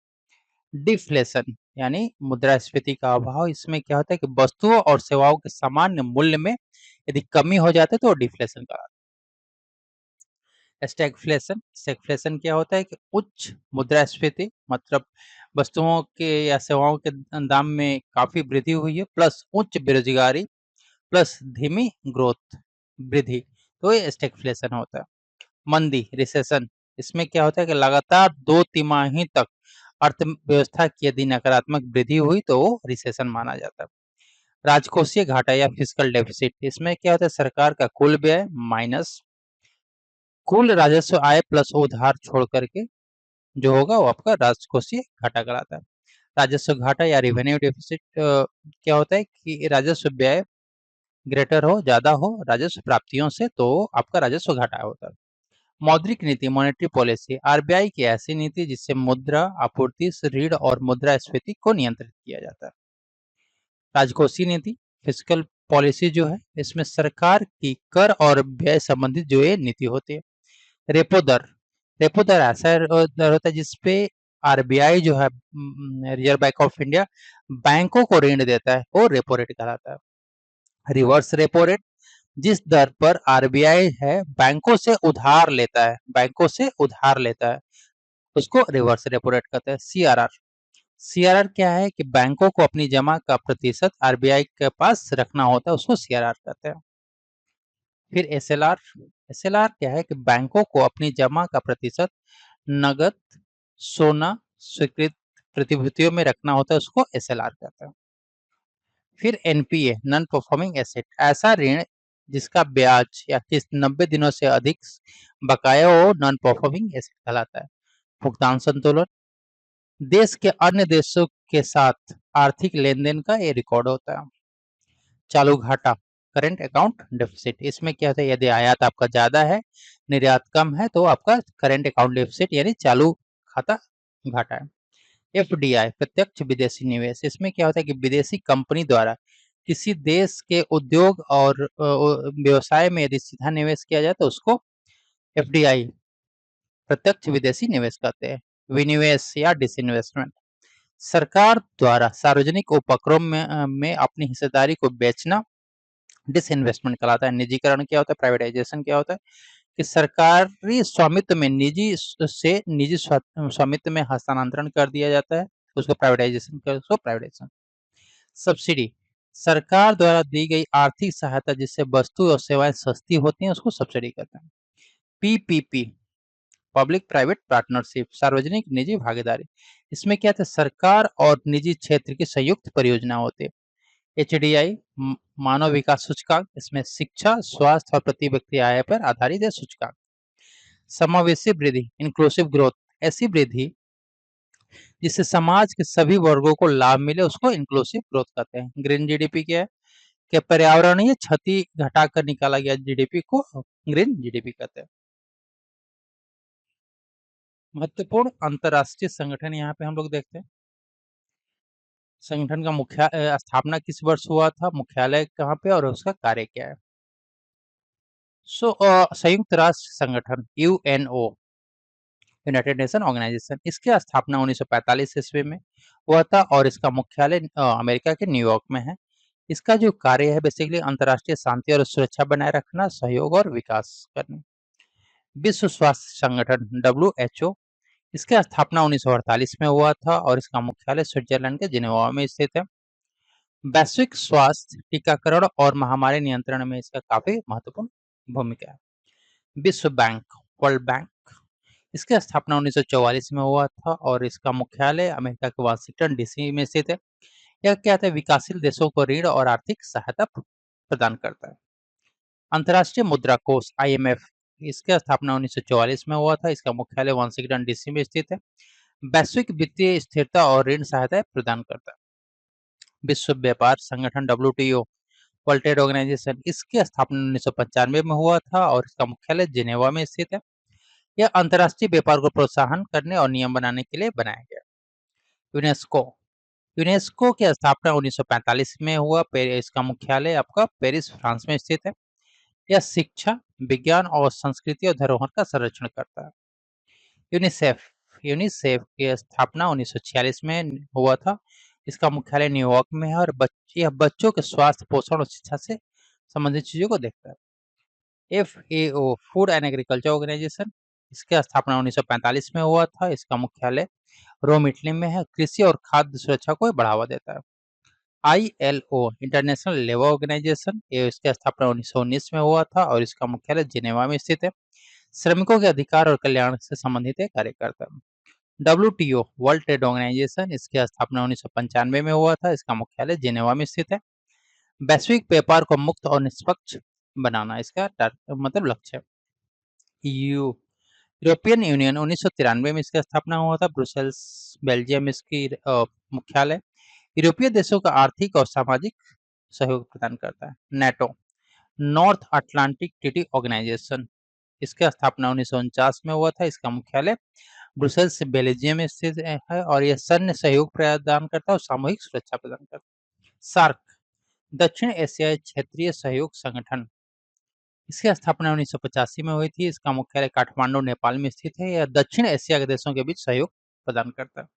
आसियान, आसियान इसका association of south east Asian Nations, इसकी स्थापना 1967 में हुआ था। इसका मुख्यालय जकार्ता, इंडोनेशिया में स्थित है। दक्षिण पूर्वी एशियाई देशों का आर्थिक और सामाजिक सहयोग प्रदान करता है। ब्रिक्स, इसका स्थापना 2009 में हुआ था। इसका कोई अस्थायी मुख्यालय नहीं है और यह विकासशील अर्थव्यवस्था को सहयोग प्रदान करता है। G20, इसका स्थापना 1999 में हुआ था। विश्व के 20 प्रमुख अर्थव्यवस्थाओं का समूह है।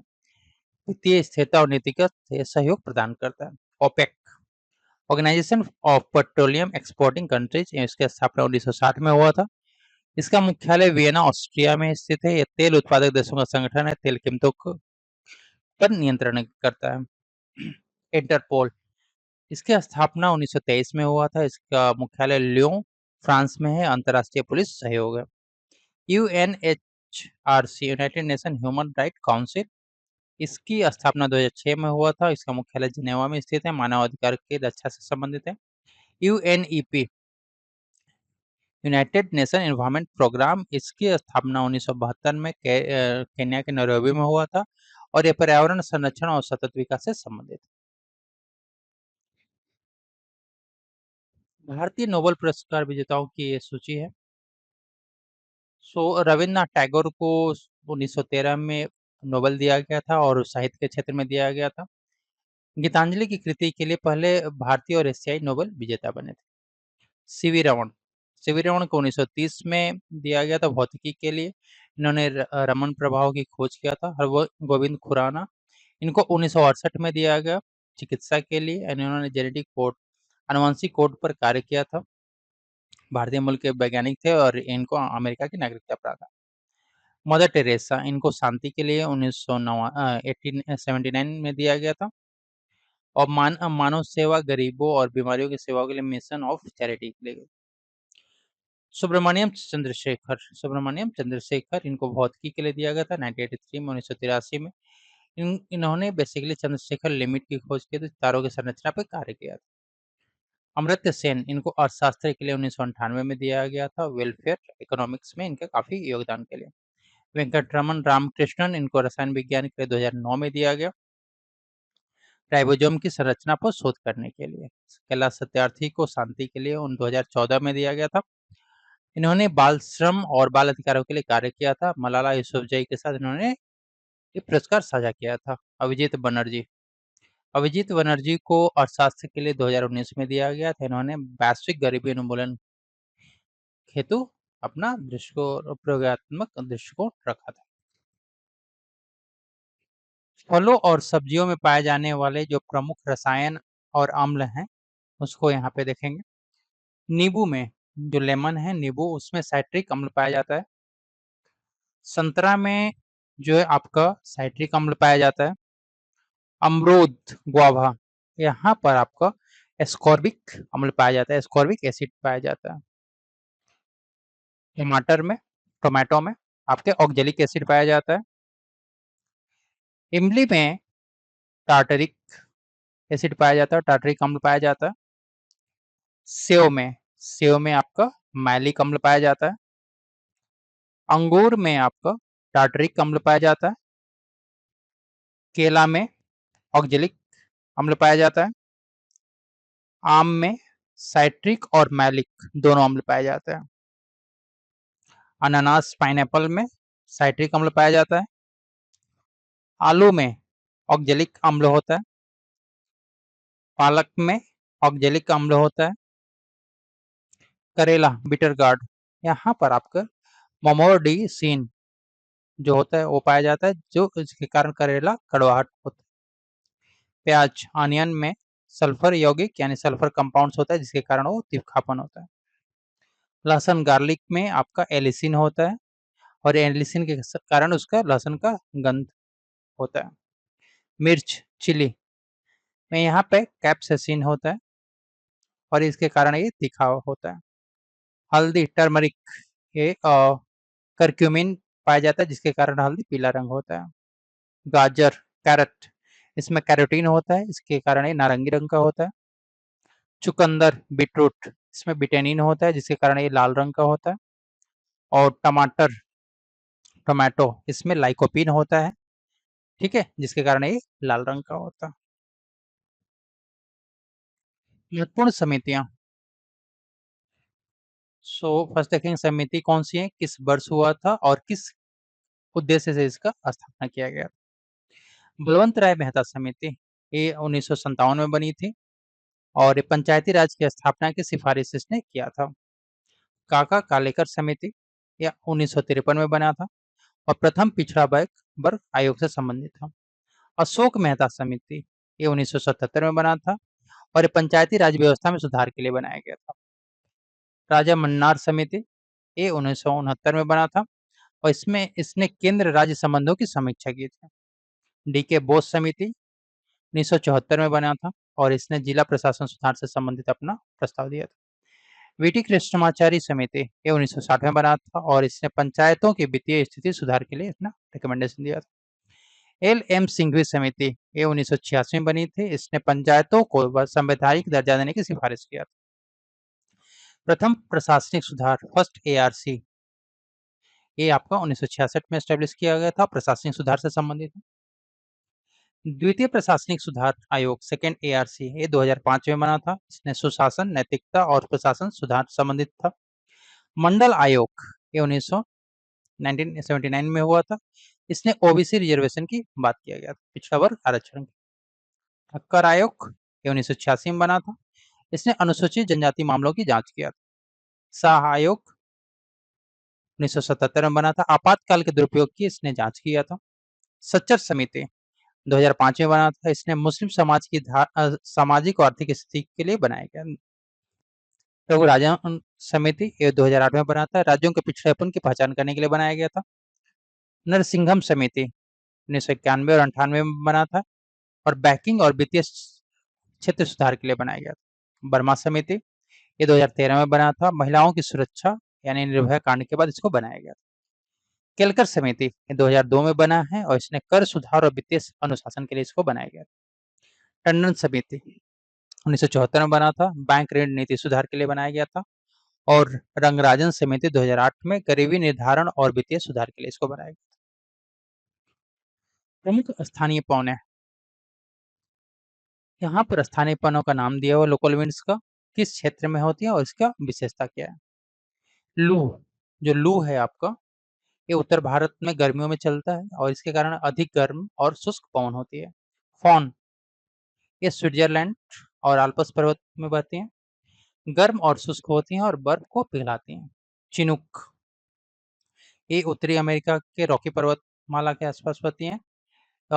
गर्म शुष्क पवन होते हैं, इनको स्नो ईटर कहा जाता है। सिरॉक ये सहारा से लेकर के दक्षिण यूरोप तक बहती हैं, ठीक है। और ये गर्म और धूल भरी पवनें होती हैं। हरमटन ये सहारा से गिनी तट तक बहती हैं और शुष्क और धूल भरी पवनें होती हैं। मिस्ट्रल ये फ्रांस रोन घाटी में बहती हैं, ठंडी और तेज पवन होती है। बोरा ये एड्रियाटिक सागर में बहती हैं, ठंडी और तेज पवनें होती हैं। नॉर्थर ये मैक्सिको की खाड़ी में बहती हैं, ये ठंडी पवनें होती हैं। ब्लिजार्ड ये कनाडा और अमेरिका के ध्रुवीय क्षेत्र में बहती हैं, ये बर्फीली ठंडी पवन होते हैं, बर्फ तूफान लाती हैं। पंपेरो ये आपका अर्जेंटीना पंपास क्षेत्र में बहती हैं, ठंडी और तेज पवनें होती हैं। जोंडा ये अर्जेंटीना और एंडीज पर्वतमाला के आसपास बहती हैं, गर्म और शुष्क पवन होती हैं। ब्रिकफील्ड ये ऑस्ट्रेलिया में बहती हैं और ये गर्म और धूल भरी पवन होती है। सैमून ये अरब और सहारा मरुस्थल में बहती हैं, ये बहुत गर्म और शुष्क पवनें होती हैं। कुविली ये मेडागास्कर में बहती हैं और गर्म और शुष्क पवन होती हैं।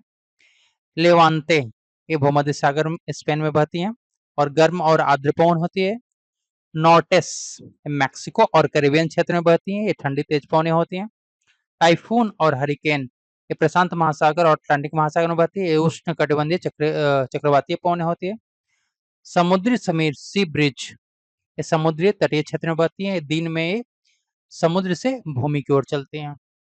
और स्थलीय समीर होता है लैंड ब्रिज, ये भी समुद्री तटीय में बहती है, रात में ये बेसिकली रात में भूमि से समुद्र की ओर रात में भूमि से समुद्र की ओर बहती हैं। पदार्थों के पीएच मान यहाँ पे देखते हैं। ये पदार्थ हो गया, इसका पीएच मान हो गया और ये यहाँ पे कैसा किस नेचर का है ये यहाँ पे बताया गया। हाइड्रोक्लोरिक अम्ल, हाइड्रोक्लोरिक अम्ल इसका पीएच 0 होता है, प्रबल अम्लीय होता है। बैटरी अम्ल ये इसका पीएच 1 होता है और ये अम्लीय होता है। नींबू का रस लेमन जूस इसका पीएच 2 होता है, ये अम्लीय होता है। सिरका विनेगर इसका 2.5 से 3 के बीच में होता है, ये अम्लीय होता है। संतरे का रस ये 3.5 से 4 के बीच में पीएच होता है, ये अम्लीय होता है। टमाटर का रस 4.5 इसका पीएच होता है, ये अम्लीय होता है। कॉफी इसका पीएच 5 होता है, ये अम्लीय होता है। दूध 6.5 ये थोड़ा अम्लीय होता है। शुद्ध जल 7 इसके न्यूट्रल होता है। मानव रक्त ह्यूमन ब्लड 7.4 ये थोड़ा क्षारीय होता है। समुद्री जल सी वाटर इसका पीएच 8 होता है, ये थोड़ा क्षारीय होता है, यानी क्षारीय होता है। अंडे का सफेद भाग एग वाइट 8 से 8.5 इसका पीएच होता है, ये क्षारीय होता है। बेकिंग सोडा 9 ये क्षारीय होता है। साबुन 9 से 10 पीएच वैल्यू होती है, क्षारीय होता है। अमोनिया विलयन ये इसका 11 होता है पीएच, ये प्रबल क्षारीय होता है। ब्लिच 12 to 13 ये प्रबल क्षारीय होता है। और सोडियम हाइड्रोक्साइड NaOH इसका पीएच 14 होता है, प्रबल क्षारीय होता है। महत्वपूर्ण डेट्स हैं, दिवस हैं यहाँ पे। 12 जनवरी को क्या है, राष्ट्रीय युवा दिवस या मनाया जाता है स्वामी विवेकानंद जयंती के रूप में। 23 जनवरी ये नेताजी सुभाष चंद्र बोस की जयंती है। 24 जनवरी राष्ट्रीय बालिका दिवस। 25 जनवरी राष्ट्रीय मतदाता दिवस और राष्ट्रीय पर्यटन दिवस। 26 जनवरी को गणतंत्र दिवस मनाया जाता है। 30 जनवरी को शहीद दिवस। 2 फरवरी को विश्व आर्द्रभूमि दिवस वर्ल्ड वेटलैंड डे। 4 फरवरी को विश्व कैंसर दिवस। 21 फरवरी को अंतर्राष्ट्रीय मातृभाषा दिवस। 3 मार्च को विश्व वन्य जीव या वर्ल्ड वाइल्ड लाइफ डे मनाया जाता है। 8 मार्च को अंतर्राष्ट्रीय महिला दिवस मनाया जाता है। 15 मार्च को विश्व उपभोक्ता अधिकार दिवस मनाया जाता है। 20 मार्च को अंतर्राष्ट्रीय खुशी दिवस मनाया जाता है। 21 मार्च को विश्व वन दिवस वर्ल्ड फॉरेस्ट डे मनाया जाता है। 22 मार्च को विश्व जल दिवस मनाया जाता है। 23 मार्च को शहीद दिवस मनाया जाता है और भगत सिंह और राजगुरु और सुखदेव के इसी दिन फांसी हुआ था। 7 अप्रैल को विश्व स्वास्थ्य दिवस मनाया जाता है। 18 अप्रैल को विश्व धरोहर दिवस या वर्ल्ड हेरिटेज डे मनाया जाता है। 22 अप्रैल को पृथ्वी दिवस मनाया जाता है, अर्थ डे। 1 मई को आपको अंतर्राष्ट्रीय मजदूर दिवस मनाया जाता है। 3 मई को विश्व प्रेस स्वतंत्रता दिवस मनाया जाता है। 22 मई को अंतर्राष्ट्रीय जैव विविधता दिवस मनाया जाता है। 5 जून को विश्व पर्यावरण दिवस मनाया जाता है। 8 जून को विश्व महासागर दिवस वर्ल्ड ओशियन डे मनाया जाता है। 17 जून को मरुस्थलीकरण या सूखा रोकथाम दिवस मनाया जाता है। 21 जून को अंतर्राष्ट्रीय योग दिवस मनाया जाता है। 11 जुलाई को विश्व जनसंख्या दिवस मनाया जाता है। 28 जुलाई को विश्व प्रकृति संरक्षण दिवस मनाया जाता है। 29 जुलाई को अंतर्राष्ट्रीय बाघ दिवस इंटरनेशनल टाइगर डे मनाया जाता है। 9 अगस्त को विश्व आदिवासी दिवस मनाया जाता है। 12 अगस्त को अंतर्राष्ट्रीय युवा दिवस मनाया जाता है। 15 अगस्त को स्वतंत्रता दिवस मनाया जाता है।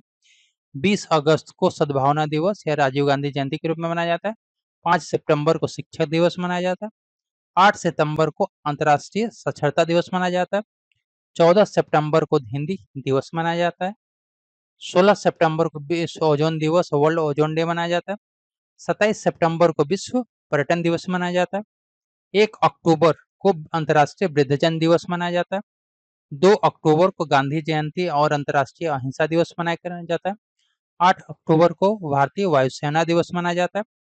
10 अक्टूबर को विश्व मानसिक स्वास्थ्य दिवस मनाया जाता है। 16 अक्टूबर को विश्व खाद्य दिवस मनाया जाता है। 24 अक्टूबर को संयुक्त राष्ट्र दिवस के रूप में मनाया जाता है। 31 अक्टूबर को राष्ट्रीय एकता दिवस मनाया जाता है, सरदार पटेल की जयंती। 7 नवंबर को राष्ट्रीय कैंसर जागरूकता दिवस मनाया जाता है। 14 नवंबर को बाल दिवस मनाया जाता है पंडित नेहरू की जयंती के रूप में। 26 नवंबर को संविधान दिवस मनाया जाता है। 1 दिसंबर को विश्व एड्स दिवस मनाया जाता है। 4 दिसंबर को भारतीय नौसेना दिवस मनाया जाता है। 7 दिसंबर को सशस्त्र सेना ध्वज दिवस मनाया जाता है। 10 दिसंबर को मानव अधिकार दिवस मनाया जाता है। 14 दिसंबर को राष्ट्रीय ऊर्जा संरक्षण दिवस मनाया जाता है और 25 दिसंबर को सुशासन दिवस मनाया जाता है। महत्वपूर्ण विद्रोह। विद्रोह हो गया, किस क्षेत्र में हुआ ये देखते हैं। उसके बाद इससे संबंधित नेता कौन थे, किस समय पे हुआ और इसका मुख्य कारण क्या था विद्रोह होने का। बस ये सन्यासी विद्रोह। सन्यासी विद्रोह बेसिकली बिहार और बंगाल के क्षेत्र में हुआ था। इससे संबंधित जो नेता थे केना सरकार और द्विजेंद्र नारायण थे और ये हुआ था 1760 में। रीजन था, कारण था इसका क्योंकि अंग्रेजों के द्वारा सन्यासियों पर कर लगाया गया था और धार्मिक स्वतंत्रता में हस्तक्षेप किया गया था। फकीर विद्रोह। फकीर विद्रोह बंगाल में हुआ था और इसके नेता थे मजनून शाह और चिराग अली। ये हुआ था 1776 में और यहाँ पर ब्रिटिश सरकार द्वारा धार्मिक फकीरों की संपत्ति और अधिकार को छीना गया था। चुआरों का विद्रोह, ये बांकुड़ा बंगाल में हुआ था। इसके जो नेतृत्व किया था दुर्जन सिंह ने किया था। 1798 में हुआ था। यहाँ पर भारी कर लगाया गया था और जमींदारों का शोषण किया गया था। पोलिगरों का विद्रोह, ये तमिलनाडु में हुआ था और इसके नेता थे बीरप्पू और कता बोम्बान। 1799 में हुआ था। ब्रिटिश कर नीति और दक्षिण भारत में सामंतों का दमन के विरोध में किया गया था। भील विद्रोह आपके खांडेस घाट वर्तमान महाराष्ट्र और मध्य भारत में हुआ। इसके नेता थे तितर सिंह। 1831 में हुआ। ये ब्रिटिश सरकार के द्वारा वन क्षेत्रों में हस्तक्षेप और रोजगार छीना गया था, इसके लिए ये विद्रोह किया गया। कोल विद्रोह। कोल विद्रोह था, ये छोटा नागपुर में हुआ। इसके नेता थे बुद्धू भगत। 1822 में हुआ और ये बेसिकली जमींदारों का अत्याचार और भूमि छीनने के कारण ये किया गया। अहोम विद्रोह आसाम में हुआ और इसके जो नेता थे गोविंद कुंवर थे। 1828 में हुआ। असम की स्वतंत्रता समाप्त कर ब्रिटिश नियंत्रण के विरुद्ध ये किया गया। बहावी आंदोलन, ये बिहार और उत्तर प्रदेश में हुआ। इसके नेता थे सैयद अहमद बरेलवी बरेली और ये 1831 में हुआ। यहाँ पर अंग्रेजों और उनके समर्थक नवाबों के विरुद्ध इस्लामी सुधार आंदोलन किया गया। कोल विद्रोह। कोल आंदोलन जो है छोटा नागपुर झारखंड में हुआ। इसके नेता थे गोविंद कुंवर। 1831 में यहाँ पर स्थानीय आदिवासियों की भूमि पर बाहरी लोगों का कब्जा कर लिया था, इसके विरोध में किया गया। खासी विद्रोह, ये असम में हुआ। इसके नेता थे तितर सिंह। 1833 में हुआ विद्रोह। अंग्रेजों द्वारा खासी जनजातियों की भूमि को हड़पने के विरोध में इसको किया गया। रायजी आंदोलन, ये बंगाल में हुआ। इसके नेतृत्व किया आपको दद्दू मियां और हाजी शरीयतुल्लाह के द्वारा। 1838 में हुआ। यहाँ पर किसानों पर अत्याचार और धार्मिक सामाजिक सुधार की मांग किया गया। नील विद्रोह, ये बिहार और बंगाल में हुआ। ये इसके नेता थे तितर सिंह। 1854 में हुआ और किसानों को जबरन नील की खेती कराना इसका मुख्य रीजन था। संथाल विद्रोह, ये बंगाल और बिहार में हुआ। ये सिद्धू कान्हू, ठीक है, इसके नेता थे। 1855 में हुआ। जमींदारों और साहूकारों के शोषण से असंतोष होकर के इन्होंने विद्रोह किया। मुंडा विद्रोह, जो मुंडा विद्रोह है ये बिहार में हुआ और इसके नेता थे बिरसा मुंडा। 1899 में उनको उल गुलान भी कहा जाता। जमीन के अधिकार और ब्रिटिश शासन के विरुद्ध ये विद्रोह किया गया। पाइक विद्रोह, ये उड़ीसा में हुआ और इसके नेता थे बक्सी जगबंधु। 1817 में ब्रिटिश राज में कर वृद्धि और राजा को हटाने के विरोध में किया गया। ठीक है, फिर आपके आ जाइए यहाँ पे नील आंदोलन। नील आंदोलन जो है आपके बंगाल में हुआ था दिगंबर के नेतृत्व में। 1859 में नील की खेती के विरोध में किसानों का संगठित आंदोलन था। मोपला विद्रोह, ये मालाबार केरला में हुआ था। इसके नेता थे अली मुस्लियार। 1921 में जमींदारों और अंग्रेजों के अत्याचारों के विरुद्ध किया गया। और एक आंदोलन ये आपके पंजाब में हुआ था। इसके नेता थे भगत जवाहर मल। 1872 में हुआ था। किसानों को अन्यायपूर्ण करों से राहत की मांग के लिए किया गया था। महत्वपूर्ण बीमारियां देखते हैं यहाँ पे। ये बीमारी का नाम हो गया, कारण किस कारण से हुआ, कौन सा अंग प्रभावित होगा और इसके रोकथाम और उपचार के लिए क्या क्या है। पोलियो, पोलियो ये वायरस के कारण होता है। पोलियो वायरस ये प्रभावित अंग है आपका, तंत्रिका तंत्र या नर्वस सिस्टम को डैमेज करता है। इसके लिए टीकाकरण किया जाता है। ओरल पोलियो वैक्सीन चलता है। डेंगू, डेंगू क्या है कि एक वायरस से कारण होता है। एडिस मच्छर द्वारा ये फैलता है। इसमें रक्त जो प्लेटलेट्स होते हैं उसमें कमी हो जाती है। इसके लिए रोकथाम मच्छर नियंत्रण, आराम और तरल पदार्थ की जरूरत होती है। मलेरिया, मलेरिया बेसिकली प्रोटोजोआ के कारण होता है। प्लाज्मोडियम, यह यकृत और रक्त कोशिकाओं को प्रभावित करता है। मच्छर नियंत्रण और क्विनाइन जैसे दवाओं का प्रयोग किया जाता है। टाइफाइड, ये बैक्टीरिया के कारण होता है। बैक्टीरिया का नाम है साल्मोनेला टाइफी। ये आपके जो आंतें होते हैं उनको प्रभावित करता है। स्वच्छ जल और एंटीबायोटिक का प्रयोग किया जाता है। कॉलरा, ये बैक्टीरिया के कारण होता है। बैक्टीरिया का नाम है वाइब्रियो कॉलेरी और ये आपके आंतों को डैमेज करता है। वायरस, दवाई और स्वच्छता। तपेदिक या ट्यूबरकुलोसिस टीबी, ये बैक्टीरिया के कारण होता है। बैक्टीरिया का नाम है माइकोबैक्टीरियम ट्यूबरकुलोसिस और फेफड़ा को प्रभावित करता है। इसके लिए बीसीजी का टीका और एंटी टीबी दवाएं चलती हैं। खसरा, मिजल्स, ये वायरस के कारण होता है। ये आपके त्वचा और श्वसन तंत्र को प्रभावित करता है। इसके लिए एमएमआर का टीका लगता है। एड्स, एड्स जो है ये वायरस के कारण होता है। एचआईवी और रोग प्रतिरोधक तंत्र को आपको डैमेज करता है। सावधानी और एंटी रेट्रोवायरल दवाएं प्रयोग की जाती है। हेपेटाइटिस, ये जो वायरस के कारण होता है। एबीसी, ये 3 प्रकार के होते हैं। यकृत, लिवर को ये डैमेज करता है और टीका इसके लिए स्वच्छ भोजन। इन्फ्लुएंजा या फ्लू, ये वायरस के कारण होते हैं। श्वसन तंत्र को डैमेज करता है। चेचक, स्मॉल पॉक्स, ये वायरस के कारण होता है। वायरस का नाम है वायरियोला, ये त्वचा के लिए और टीकाकरण इसका। कुष्ठ रोग, लेप्रोसी, ये बैक्टीरिया कारण होता है। बैक्टीरिया का नाम है माइटोबैक्टीरियम लेप्री, त्वचा और नसों का डैमेज करता है। इसके लिए दवा एमडीटी का प्रयोग किया जाता है। प्लेग, ये बैक्टीरिया कारण होता है। बैक्टीरिया का नाम एर्सिनिया पेस्टिस है। फेफड़ा और लसिका ग्रंथि को डैमेज करता है। रेबिज, ये वायरस के कारण होता है। मस्तिष्क और तंत्रिका तंत्र को डैमेज करता है। एंटी रेबिज वैक्सीन इसके लिए लेना पड़ता है। एनीमिया, एनीमिया आयरन की कमी के कारण होता है और जो आपके आरबीसी है ब्लड को प्रभावित करता है। आयरन युक्त भोजन और दवाएं इसके लिए है। डायबिटीज, इंसुलिन की कमी कारण होता है और ये आपका जो पैंक्रियाज है अग्नाशय को उसको डैमेज करता है। नियंत्रित आहार और दवा का प्रयोग किया जाता है। उच्च रक्तचाप, हाइपरटेंशन, ये क्या था असंतुलित जीवनशैली के कारण होता है। हृदय प्रणाली को डैमेज करता है। इसके लिए क्या है कि आप नियमित एक्सरसाइज कीजिए, व्यायाम कीजिए और दवाओं का सेवन कीजिए। हृदय रोग, हार्ट डिजीज, ये कोलेस्ट्रॉल और तनाव के कारण होता है। ये आपके हृदय को और डैमेज करता है। कैंसर, ये आपका असामान्य कोशिकाओं में वृद्धि होती है और शरीर के विभिन्न अंगों में हो सकता है। इसके लिए सर्जरी और कीमोथेरेपी का प्रयोग किया जाता है। घेंघा, ये आयोडीन की कमी कारण होता है। थायराइड जो आपका ग्रंथि है गला उसको डैमेज करता है। इसके लिए आपको आयोडीन युक्त भोजन की जरूरत होती है। महत्वपूर्ण जो आपके पासेस हैं, दर्रे हैं, यहाँ पे हम लोग डिस्कस करने वाले हैं यहाँ पे। ठीक है। किस राज्य में कौन सा दर्रा पाया जाता है और उसका विवरण के देखते हैं यहाँ पे। तो लेह लद्दाख, लेह लद्दाख में आपका चांगला दर्रा है, बारालाचा दर्रा है, खारदुंगला दर्रा है, एमिसला है और जोजिला है। काफी इंपॉर्टेंट है। चांगला विश्व के सबसे ऊंचे मोटरेबल दर्रों में से एक है। यह लेह को पैंगोंग झील से जोड़ता है। यहाँ पे अत्यधिक ठंड और कम ऑक्सीजन होती है और निकट में डीआरडीओ का केंद्र है यहाँ पे स्थापित है।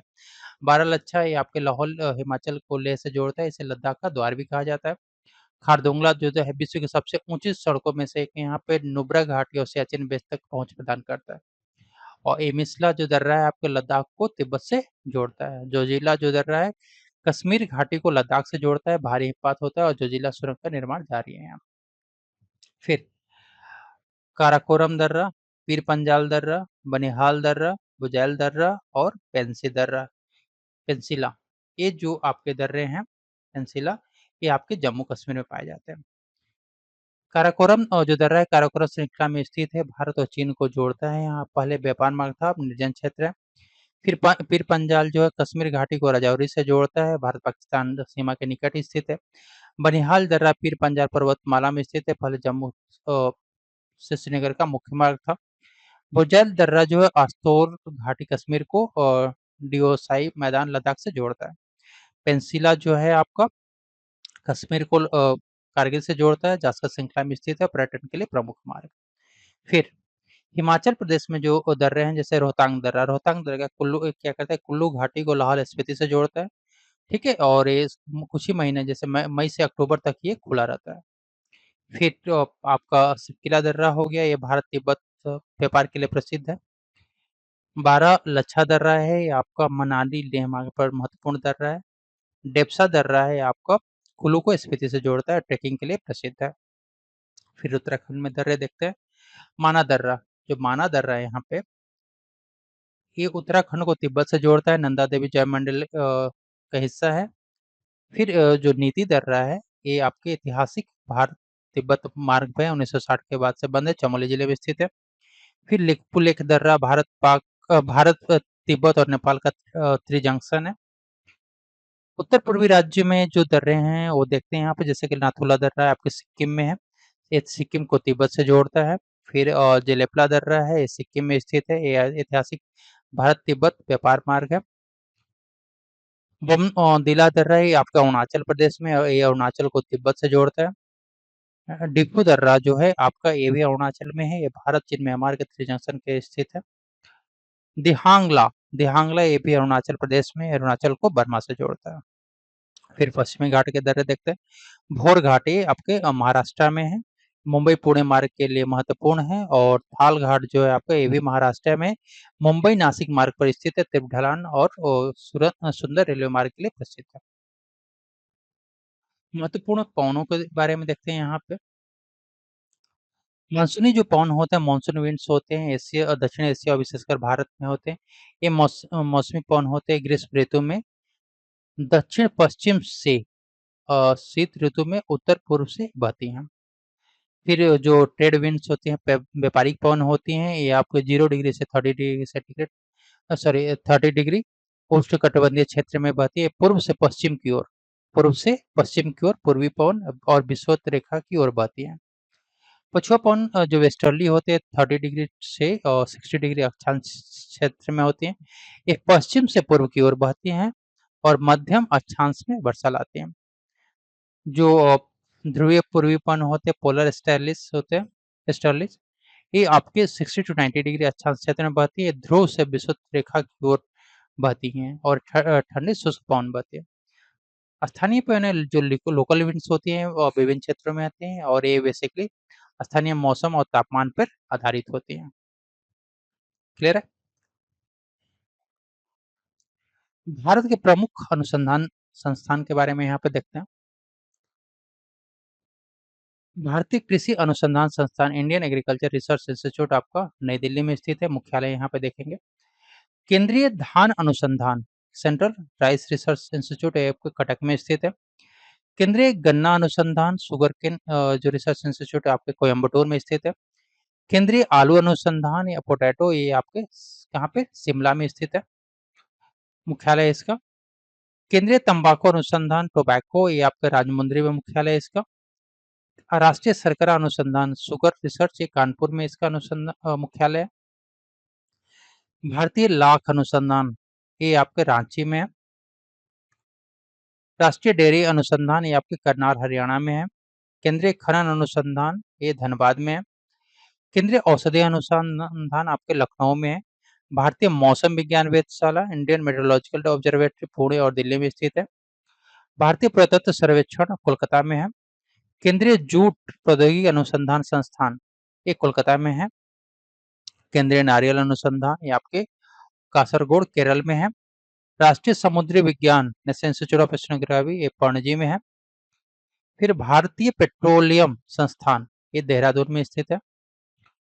और राष्ट्रीय वनस्पति अनुसंधान, ये आपके लखनऊ में है। केंद्रीय खाद्य प्रौद्योगिकी अनुसंधान, CFTRI, ये मैसूर में स्थित है। केंद्रीय कांच और सिरेमिक अनुसंधान आपके कोलकाता में स्थित है। राष्ट्रीय पर्यावरण यांत्रिक अनुसंधान, ये आपके नागपुर में स्थित है। औषधिक विश्वविज्ञान, इंडस्ट्रियल टॉक्सिकोलॉजी रिसर्च इंस्टीट्यूट आपके लखनऊ में स्थित है। केंद्रीय यांत्रिक अभियांत्रिकी अनुसंधान, ये आपके दुर्गापुर में स्थित है। विक्रम साराभाई अंतरिक्ष केंद्र, ये आपके तिरुवनंतपुरम में है। और यूरेनियम कॉरपोरेशन ऑफ इंडिया, ये आपका जादूगोड़ा में स्थित है।